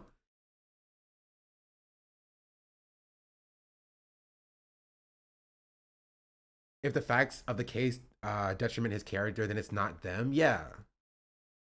Takes on the old... That's against me, not just having a lot of kids, but having all those different people. It just seems careless. I mean, again, I'm not going to sit here and be like, I'm going to police who can and cannot have kids. But if the kids are financially taken care of, and if the kids have a support system, I'm not like a big, like, oh, you need like a nuclear family, mother and father to take care of kids.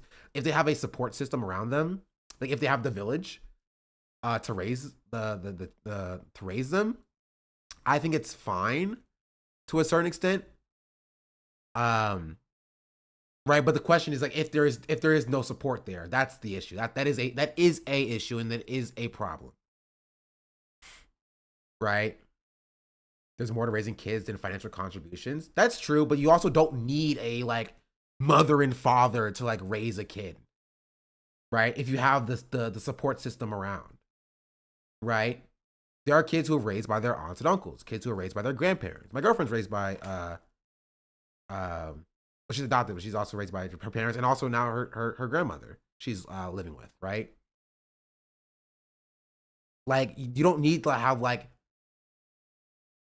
both parents there to be like to have a successful child or parenting method. But I do think that if you are going to have a hand in conceiving the child, that it is a responsibility that you have to be involved in that child's life. Right? You have signed up for that role. Right? You have signed up for that to do that. Until you take on that responsibility. The child is blameless in this. Right? And you step into that role. Especially if you are, as Duke is, a multimillionaire. right? So the least you can do is be available, right? Is to contribute monetarily. Like, that's the least you can do.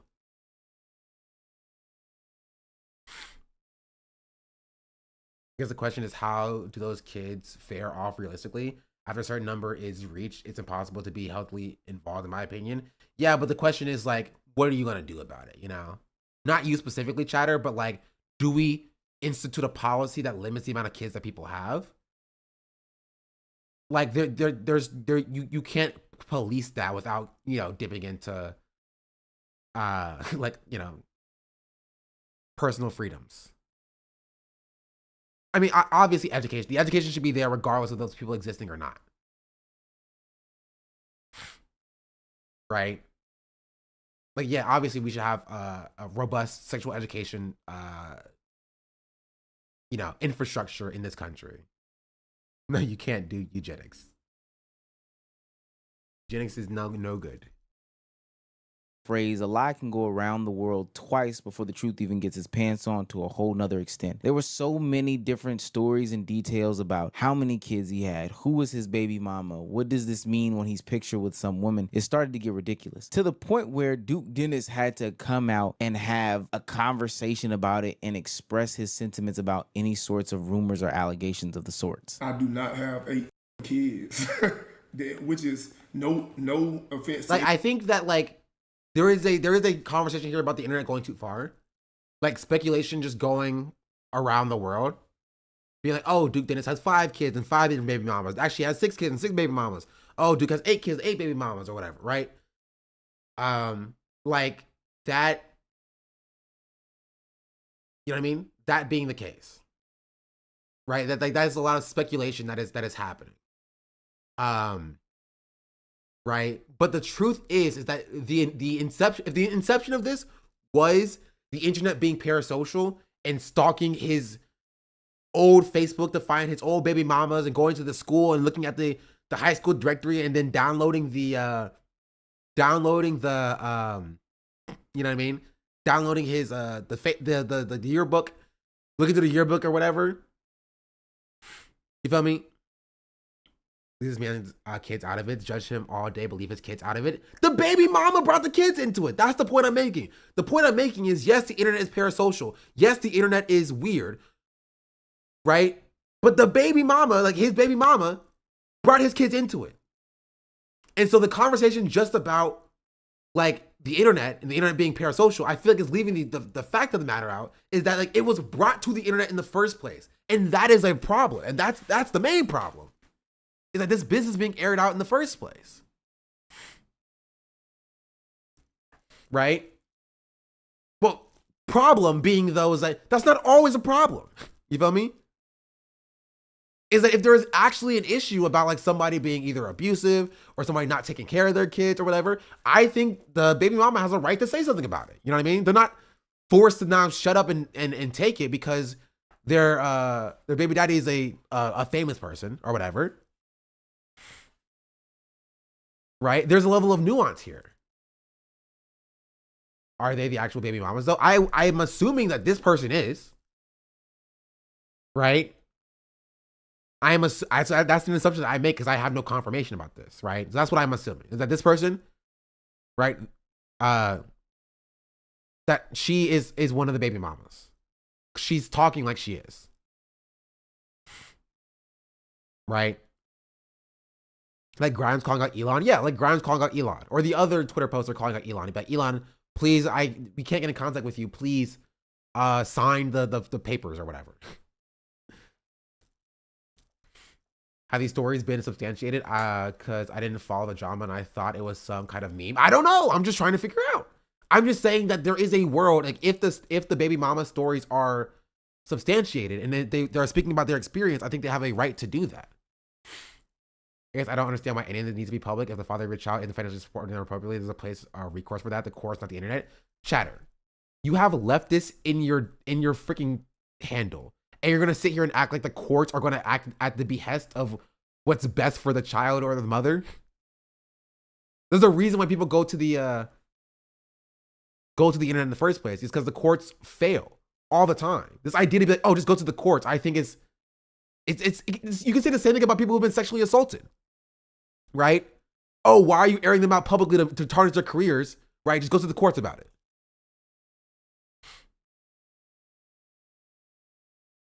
Like the courts fail all the time. Was just having the same problem? My point is that there is a level of nuance to this. Right? It's not as simple as like leave his kids out of it, right? Maybe in this situation that is important. Maybe in this situation it is a leave his kids out of a situation, right? But there are situations where people's baby mamas come out and speak out against a person, and it's justified and it's warranted because there's a distance between the father and the kid. Like Elon Musk's baby mamas. Elon Musk getting people pregnant, people who are Twitter posters, he's like, haha, you post on Twitter a lot, I want to get you pregnant. And then abandoning that child. I'm not saying that's what Duke is doing, right? But I'm saying that there's not a blanket leave the kids out of it, don't bring it public situation when it's coming to these things, right? Did she not say she got an abortion? No, she's saying that she wanted an abortion and Duke pushed back against the abortion. That's what she was saying. She was saying, every time I texted you about getting an abortion, you stopped responding. You didn't respond. Right? She said that she had the kid and she took the kid home. She said when she had the kid, the only thing that she went home with is with the kid. And that Duke didn't go home with her. That's what she said.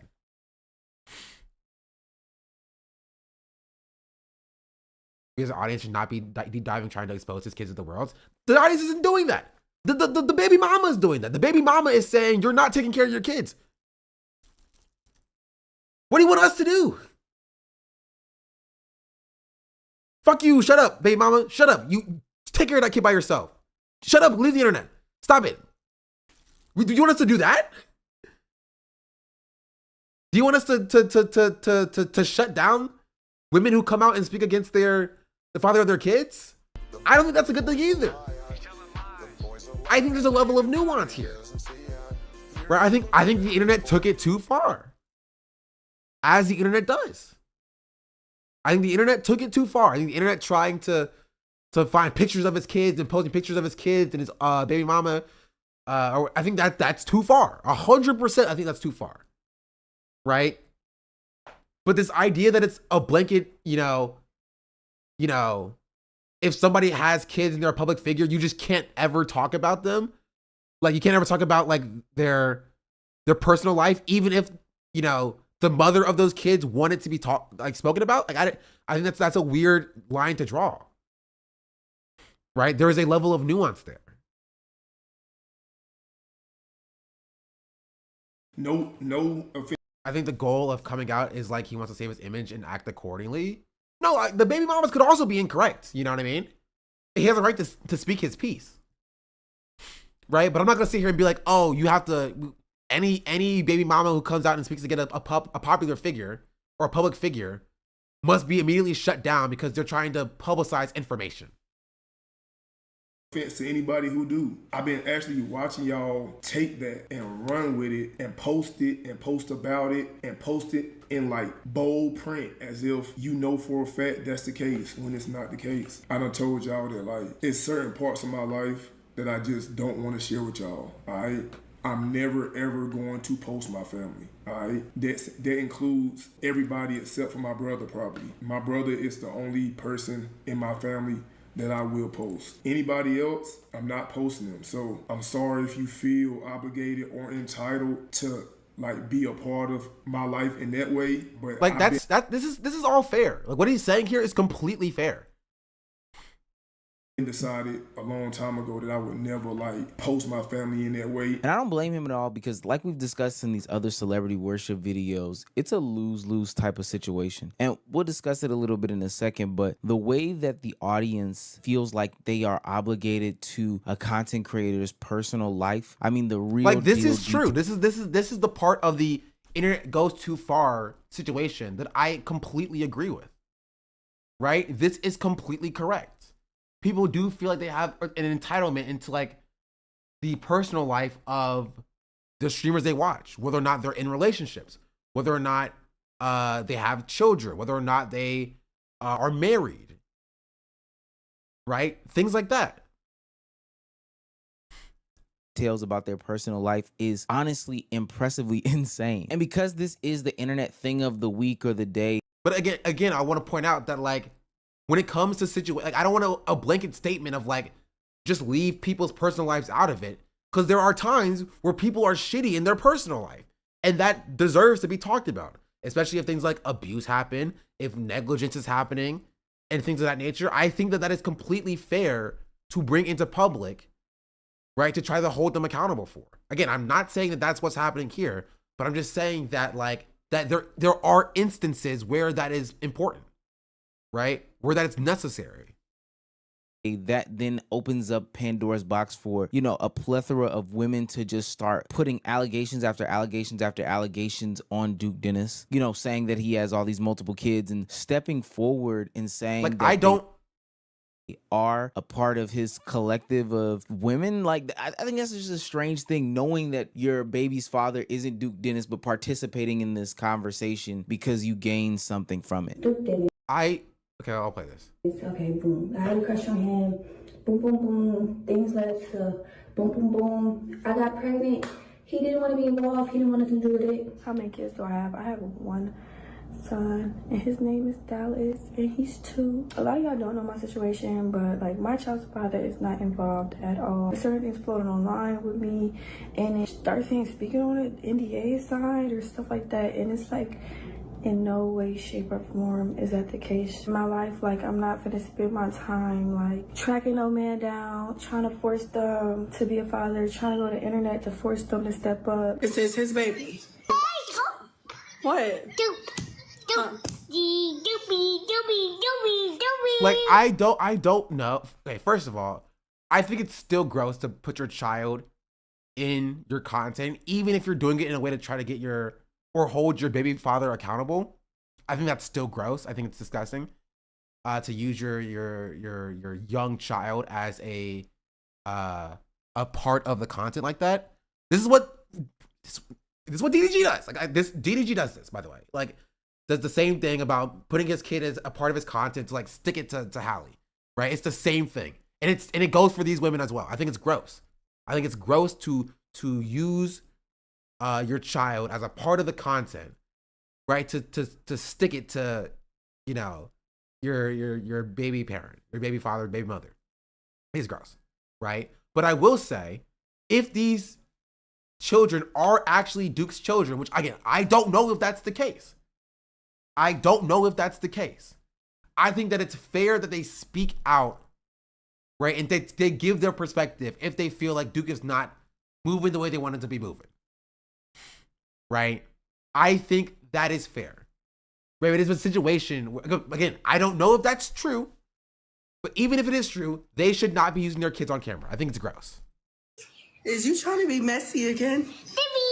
Yes, people keep asking me, am I one of Duke Dennis' baby mamas? Yes, I am. I want to be known for me, being me, but not having a kid with Duke Dennis. Like, that's just crazy work. I genuinely don't know if this is true or not. That's the kind of the issue and the problem. Like, I put in a lot of work for my fucking followers, you feel me? So now I'm gonna be noticed, oh, that's Duke Dennis' baby mama. That's Duke Dennis' baby mama. Is that not some sort of mental illness? Now, somebody's lying and I'm not in the household, so I don't know. But just imagine if these young women are lying and saying that they are Duke Dennis's baby's mother just for some sort of clicks, clout, and attention. Is this not celebrity worship gone out of control? Yeah, but you don't know that. That's the problem. And he's like, well, imagine if these women are lying. You don't know. The answer is that neither of us know. You don't know, and we don't know. And so I'm not going to speak as to like whether or not we know this or not, right? If it's false, yes, it's gross. But I'm not going to operate as though if it is false because I don't know.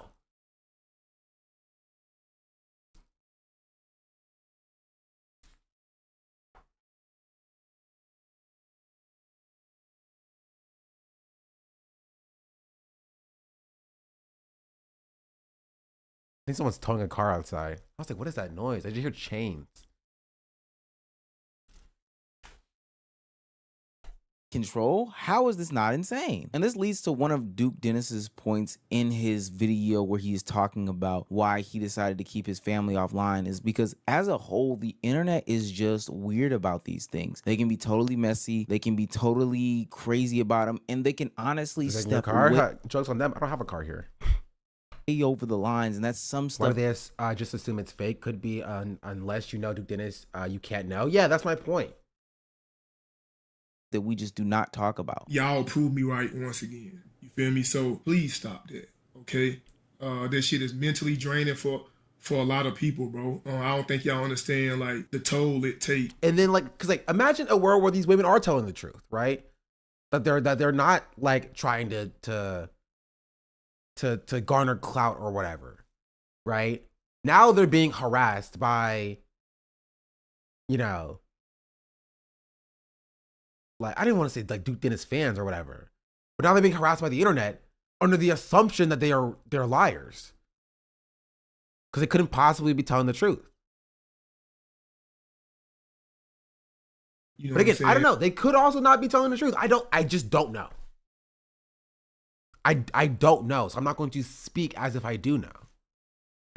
On them every single day, especially when y'all calling them names and like doing a whole bunch of weird shit. So wait, actually he's actually addressing that. He is saying that like a lot of their like a lot of his baby mamas are getting, called names and stuff. Understand like this shit is mentally draining for a lot of people, bro. I don't think y'all understand like the toll it takes. You know what I'm saying?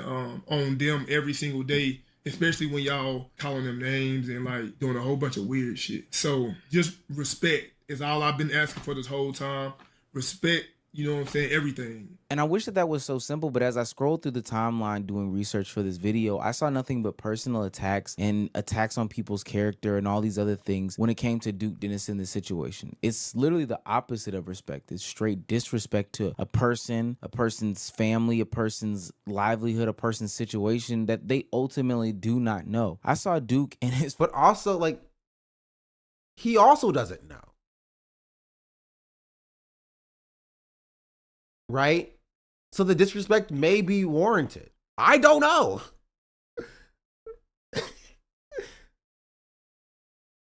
Family members be called out of their name left, right, and sideways. And it's honestly... Like, does he think that... maybe I'm misunderstanding. Maybe I'm being uncharitable. I think that there is a chance that Duke Dennis is speaking to his audience while he is streaming. When he's saying... leave my family out of this, right? He's talking to his audience and his defenders who are going out to attack his baby mamas, right? And I don't know if Omizi is getting that, right? If I'm reading that correctly. I could be reading that incorrectly. I don't know. I guess the main issue is that I just have not seen what the discourse is surrounding like what people are saying. Grandma, thank you for the raid. Welcome in, Raiders. Hello, hello, hello. I made it funky. Thank you for the 19-month resubscription. I hope you're well. I hope you had a good stream, Grandma. And yeah, I am almost at 30K, chat. And at 30K, I will be doing a 30-hour stream. Just subscribed. I will be doing a 30-hour stream. So if you are lurking, you haven't followed yet, you want to drop a follow, I would appreciate that. We'll be playing some games, we'll be doing some collabs.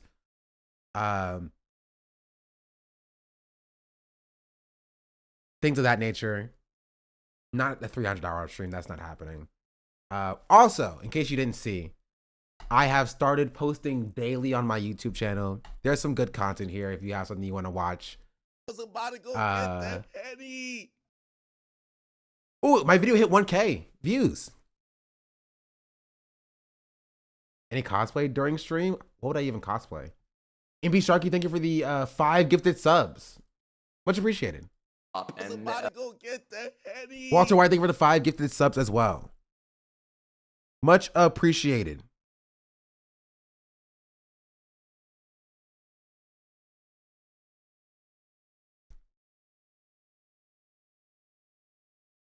Pop Smoke cosplay, mod band that guy. Yeah, I'm trying to thank you. I did my hair yesterday. Oh, there's still a clip in here. Gosh darn it. Gosh darn it.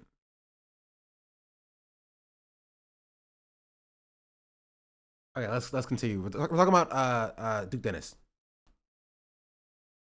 Disgusting, because I'm thinking to myself, how do we even get to a point where somebody feels comfortable enough to say that a stranger is a whore, slut, loser, all these just negative things? But the only reason why these things exist is because slut, loser, all these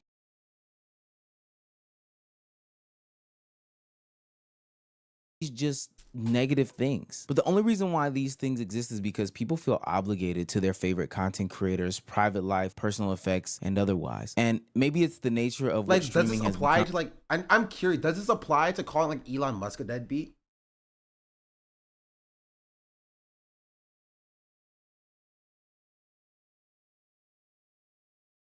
You know what I mean? Is calling Elon Musk a deadbeat wrong and bad because people are parasocial?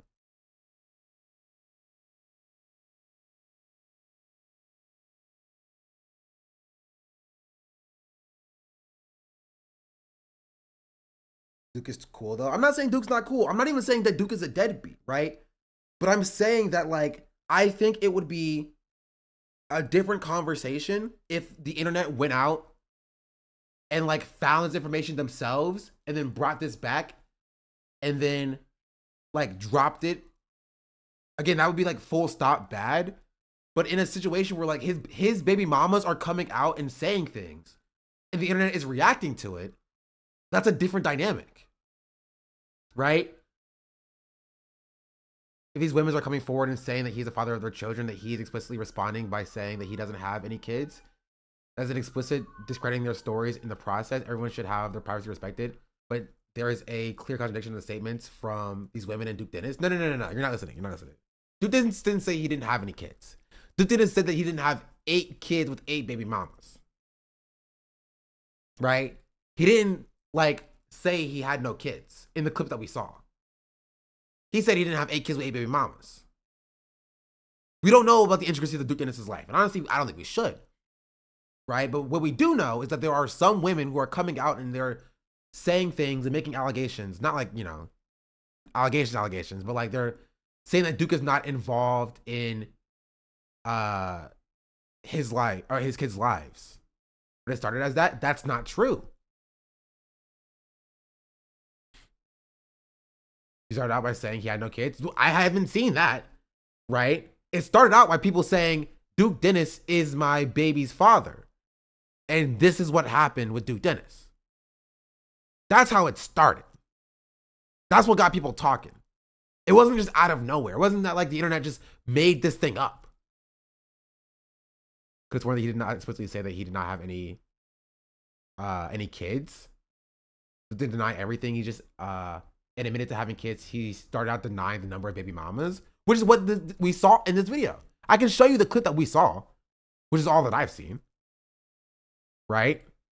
No offense to anybody who do. I've been actually watching y'all take that and run with it and post it and post about it and post it in like bold print as if you know for a fact that's the case when it's not the case. I done told y'all that like it's certain parts of my life that I just don't want to share with y'all. Wrong one, sorry. It's this one. Because of situations just like this. But now that like it's affecting like, you know what I'm saying, they well-being and like they getting like threats and like being called names and shit. That was my like main priority from jump. Just I never wanted them in this whole light because I live on the internet every single day. This is where I am. This is where I live at. And I'm well aware on how like the internet and how nasty the internet is. So I always wanted to keep everybody involved away from that. But now y'all proved me right once again. And I feel the same way, Duke. And it's crazy that we're here, but we got to figure out. Okay, then we have a full link to this. I don't think this is being presented in the correct way. 314. I don't think that this clip is being presented in the correct way. So rumors or allegations of the sorts. I do not have 8 kids.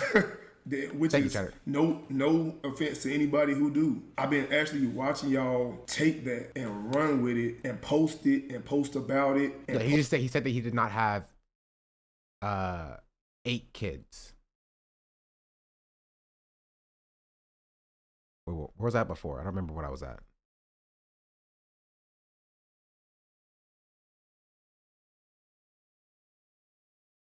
You feel me? So please stop that, okay? Just do not talk about. Y'all proved me right once again. You feel me? So please stop that, okay?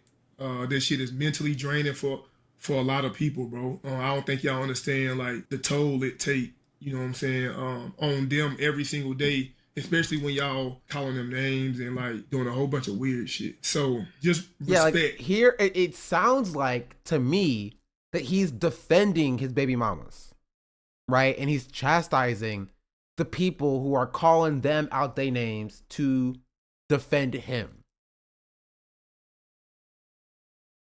Right? He's not talking about the people who are criticizing him specifically.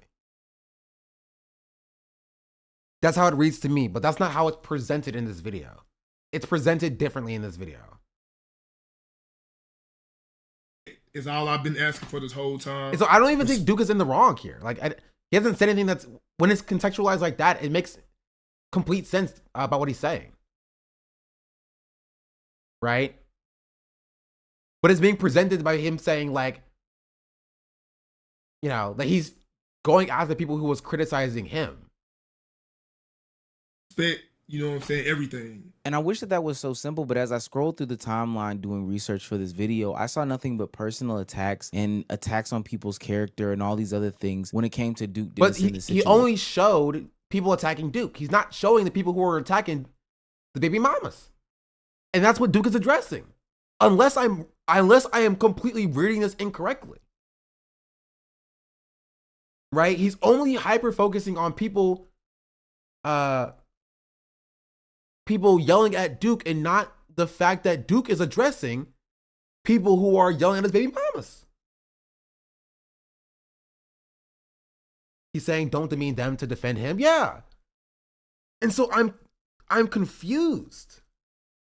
It's literally the opposite of respect. It's straight disrespect to a person, a person's family, a person's livelihood, a person's situation that they ultimately do not know. I saw Duke and his family members be called out of their name left, right, and sideways. And it's honestly disgusting because I'm thinking to myself, how do we even get to a point where somebody feels comfortable enough to say that a stranger is a whore, slut, loser, all these.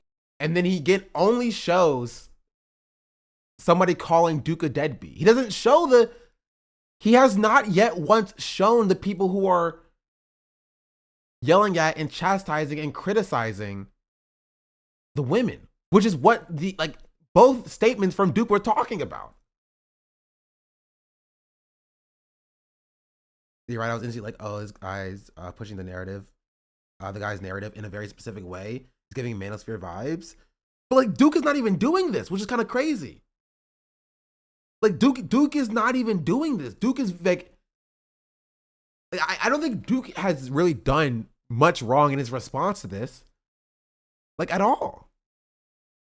These just negative things. But the only reason why these things exist is because people feel obligated to their favorite content creators, private life, personal I don't know, it's weird. Effects and otherwise. And maybe it's the nature of what streaming has become and content creation has become. You know, as we vlog more, as we IRL stream more, as we post more, as we click more, people feel as if they know more about them. But it's so hard to really get comfortable with, you know, your audience or community or, you know, post such things when every time you do post, you drop in privacy levels. Like they have people on the internet giving out think pieces trying to dissect your mentality of your decision making, of hiding your family, protecting your family, or whatever pieces of the life. Like there is a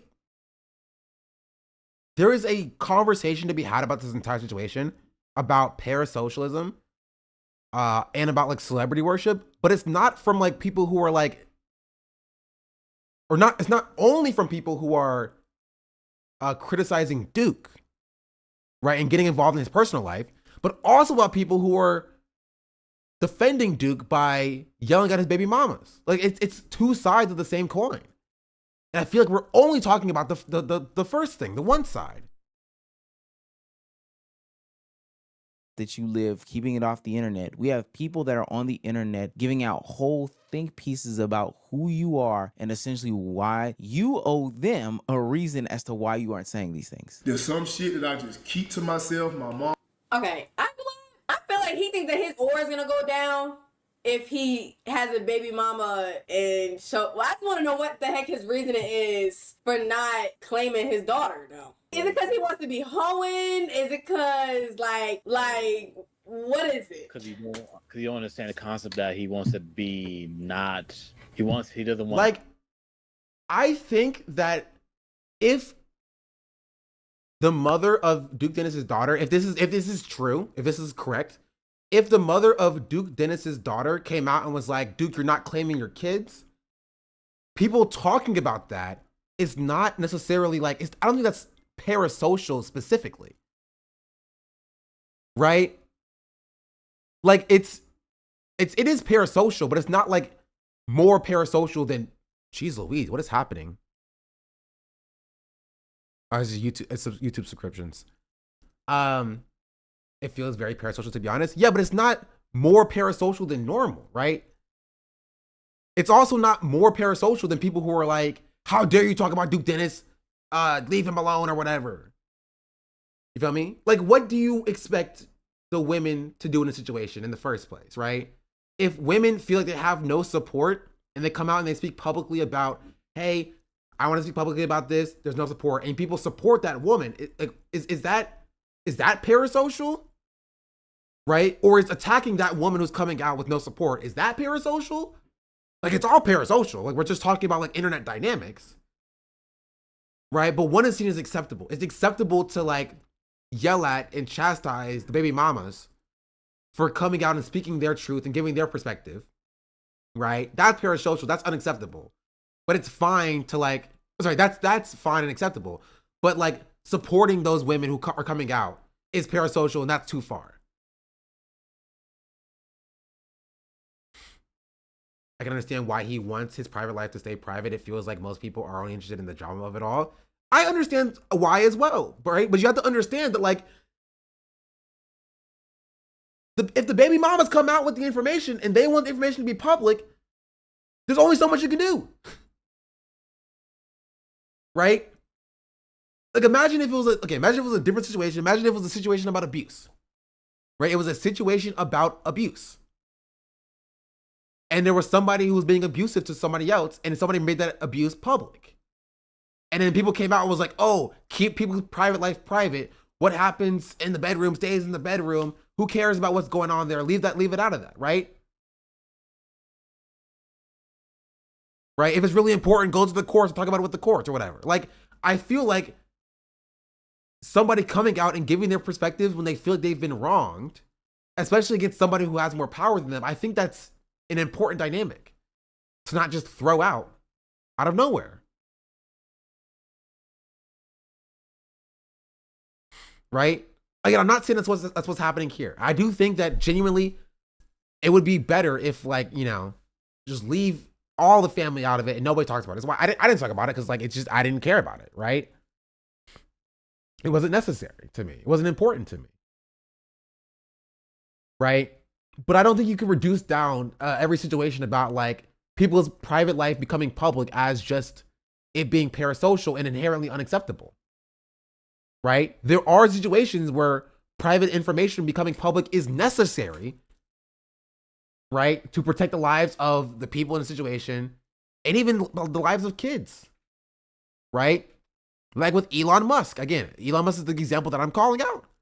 Elon Musk not claiming his kids, not paying child support, right, is important. You're not winning that in the courts, and the courts take a long time for that to litigate in the first place. And so coming out in public, you'd be like, Elon Musk, you're not paying child support or whatever. If you're yelling at that person to be like, oh, shut up, you're airing out personal business, this should be private, leave his private information out of it, right? I think that's unacceptable.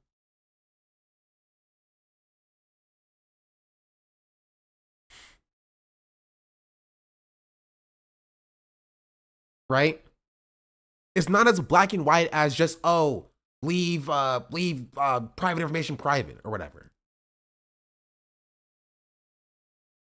Especially specifically, Elon specifically moved court case to Texas to cap his child support payments. He's the worst person to call a father. Yeah.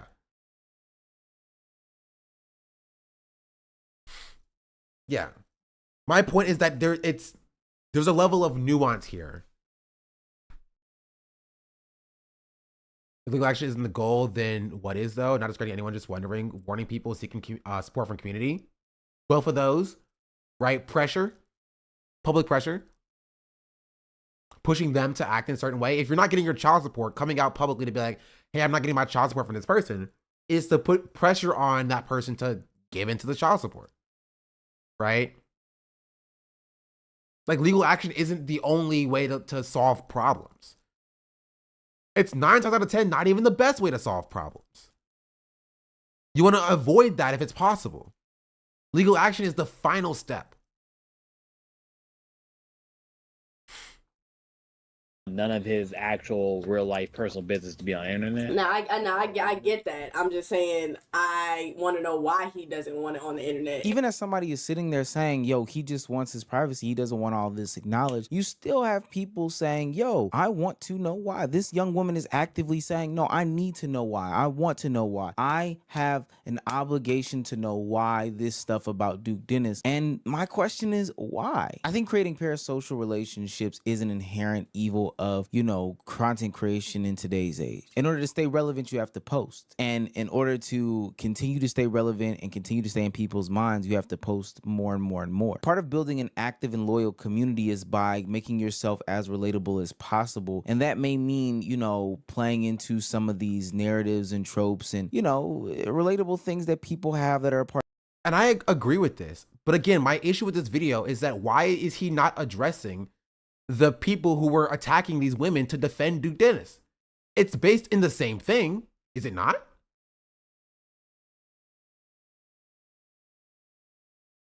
Right? It's still parasocial. And that is what Duke himself is addressing in these clips that you showed.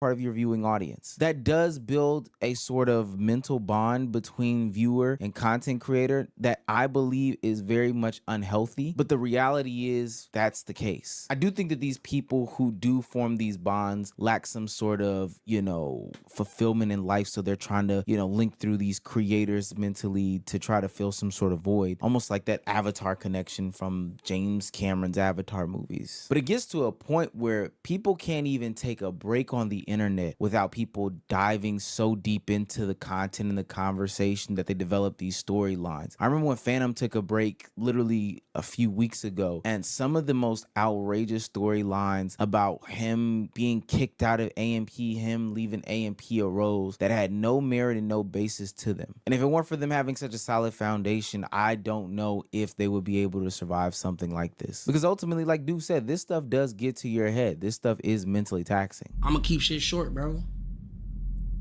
People were saying, yo, Phantom got kicked out of AMP. You know what I mean? That's all I'm gonna say, bro. I built this shit brick by brick, bro. I could never get kicked out. I think this serves as a bigger lesson for those that are willing and wanting to. I don't think that necessarily serves his point in general. Right? Because it kind of feels like in that moment, Phantom was kind of leaning into the bit a little bit. So like it doesn't serve the purpose of it being like, oh, the whole AMP was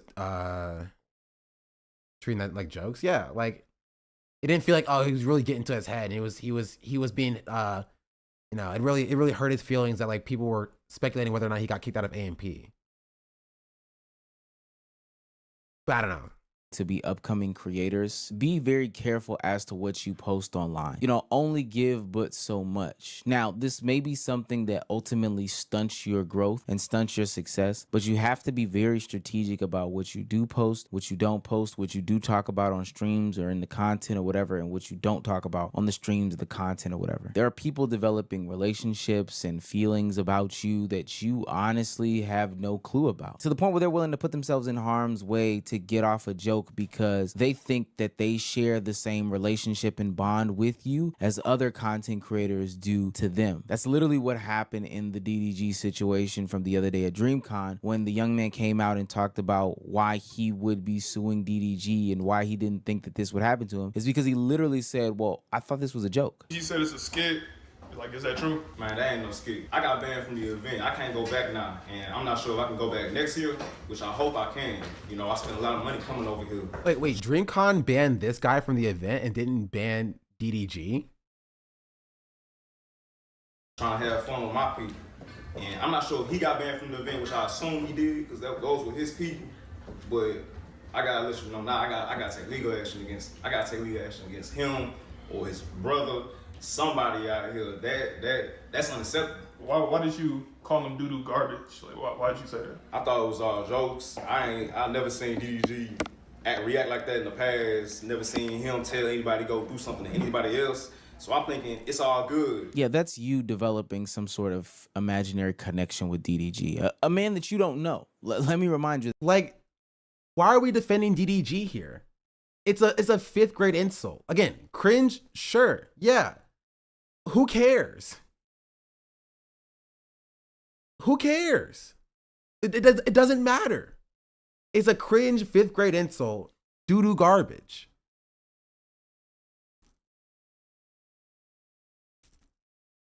Like, what are we talking about?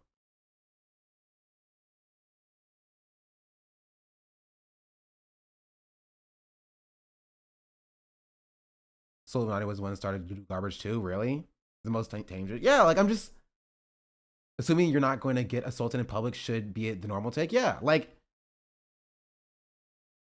I don't, even the person who was like, oh, Vape Nation in front of Hassan, I don't think Hassan should have beat that guy up. You know what I mean? Sure, it was cringe, right? It was cringe, but we can call it cringe. But like, to sit here and act like it's like, oh, well, you kind of brought this upon yourself because you assumed you had a friendship with DDG. Like, no, when he said I thought it was jokes, right? He thought that DDG was a person that could understand comedy. Not that, like, I thought I was friends with DDG and we had an inside joke together, right? He said, it's like getting mad at comedians, right?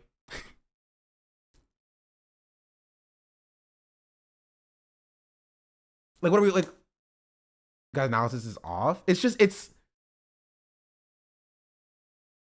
like, it doesn't feel like it flows in the conversation about like parasocial relationships. Right?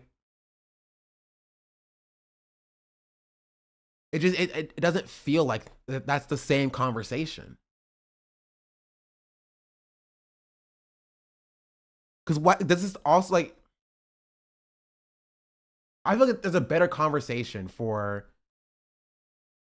I don't know, it just doesn't make sense. I don't have a take on this. You create a convention, someone calls you doo-doo, that's different. Where'd you call DDG doo-doo garbage to his face without any reaction? It makes sense for a viewer to think it was fine. Who's Reggie? I know Corey 2K did it at a streamer university. Right?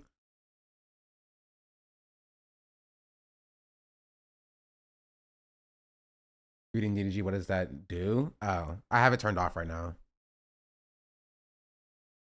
Frozen cosplay guy? Yeah, the Frozen cosplay guy.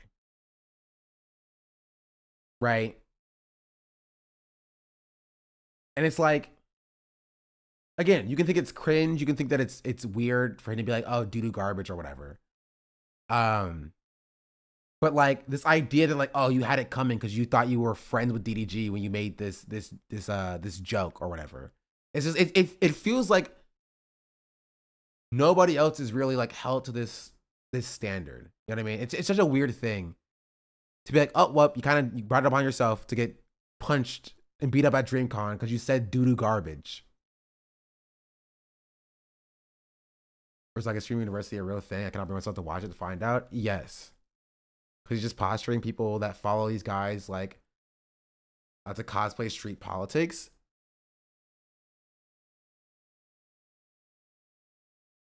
That you just don't know. Do I think this will change anything about how people view Duke Dennis? Probably not. If you continue to make judgment calls about something that you don't know, even if he ultimately had to reveal the fact that he did have a baby mama, baby mamas, or whatever the case may be, and you still continue to judge him and ridicule him, this is the negative side of the celebrity worship that I'm talking about. Only reason, like, why? Again, I think his analysis is very like surface level. I just don't understand why he's not talking about the people who are on the other side of it, right? Yes, the people who are doing this are cringe. The guy who called DDG doo-doo garbage is cringe. I think it was funny. It's cringe, right? The people who are like, oh, God, Duke Dennis, how many kids do you have? Tell me now. I need to know. Cringe. It's cringe. It's all cringe, right?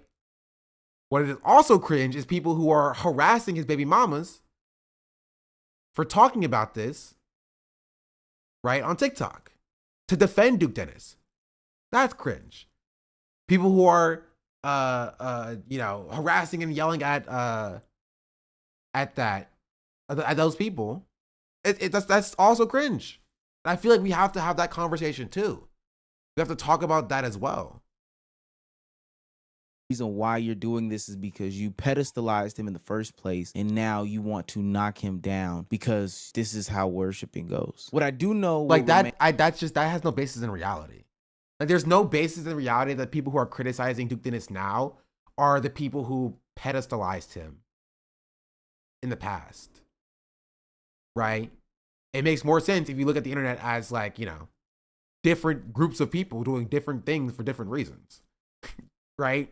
There are people who are defending Duke Dennis because they like Duke Dennis, and that's a part of celebrity worship. People who are attacking Duke Dennis's enemies because, Duke Dennis is, being talked about by his baby mamas. That's celebrity worship. Those are different people than the people who are criticizing Duke Dennis in the first place. Is these weirdos and their commentary and conversation online forever. Like this one young lady who ended up doing some digging, and I mean digging, to find these things about this young woman, the person he was at the baby shower with, and started posting these photos online. It amazes me what lengths people go to find these people's families and honestly put them into potential harm's way, because we know that these things can escalate to a further level. Look, I've said it once and I'll say it again. The celebrity worship epidemic has to stop. It's only getting worse, and we need to get a hold of it quick, fast, in a hurry. Or the other response, and it would be very reasonable, is that your favorite creator stops giving you information about themselves. They stop making themselves relatable to you, and they ultimately distance themselves from just this entertainment lifestyle. Because nobody wants to live in constant fear of their family being outed, or, somebody running up on them, or, Oh, wait, he has a video on content creators are getting beats for clip farming. Don't do this. And not like, hey, don't beat up people for saying doo-doo garbage. Okay, I can't. This person, we're done. We're done. Anyway, you should watch my video instead. I think it's much better. This one right here. Thank you very much.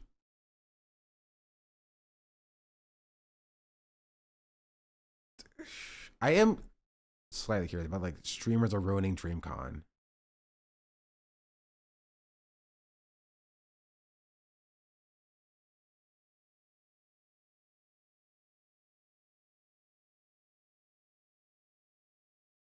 It's about the same situation, but a few other different things. You see the guy talking about your video? Did I miss it? Which guy? There's two different guys talking about two separate videos of mine.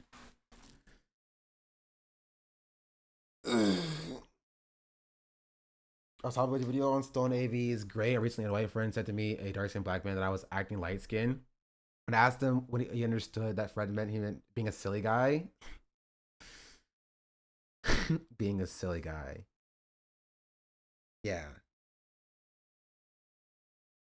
Oh, not the Taco Bell one. You check out parts of the Tevin video. Yeah, it's quite long. It's quite long. I might have to say this for tomorrow, chat.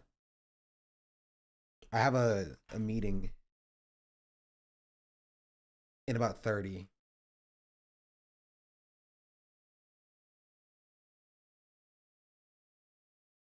Right? I am slightly curious. So we might have to save it for tomorrow.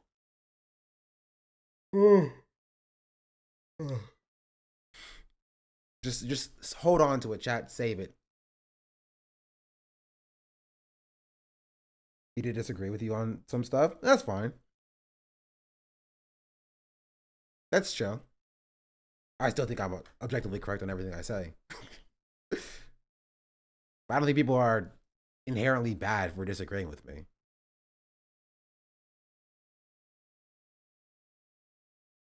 But yeah, I do have to use the bathroom, and I do have a meeting soon. So I will take my leave. Thanks for watching, YouTube chat. Shout out to you for being here. I'm taking these glasses off.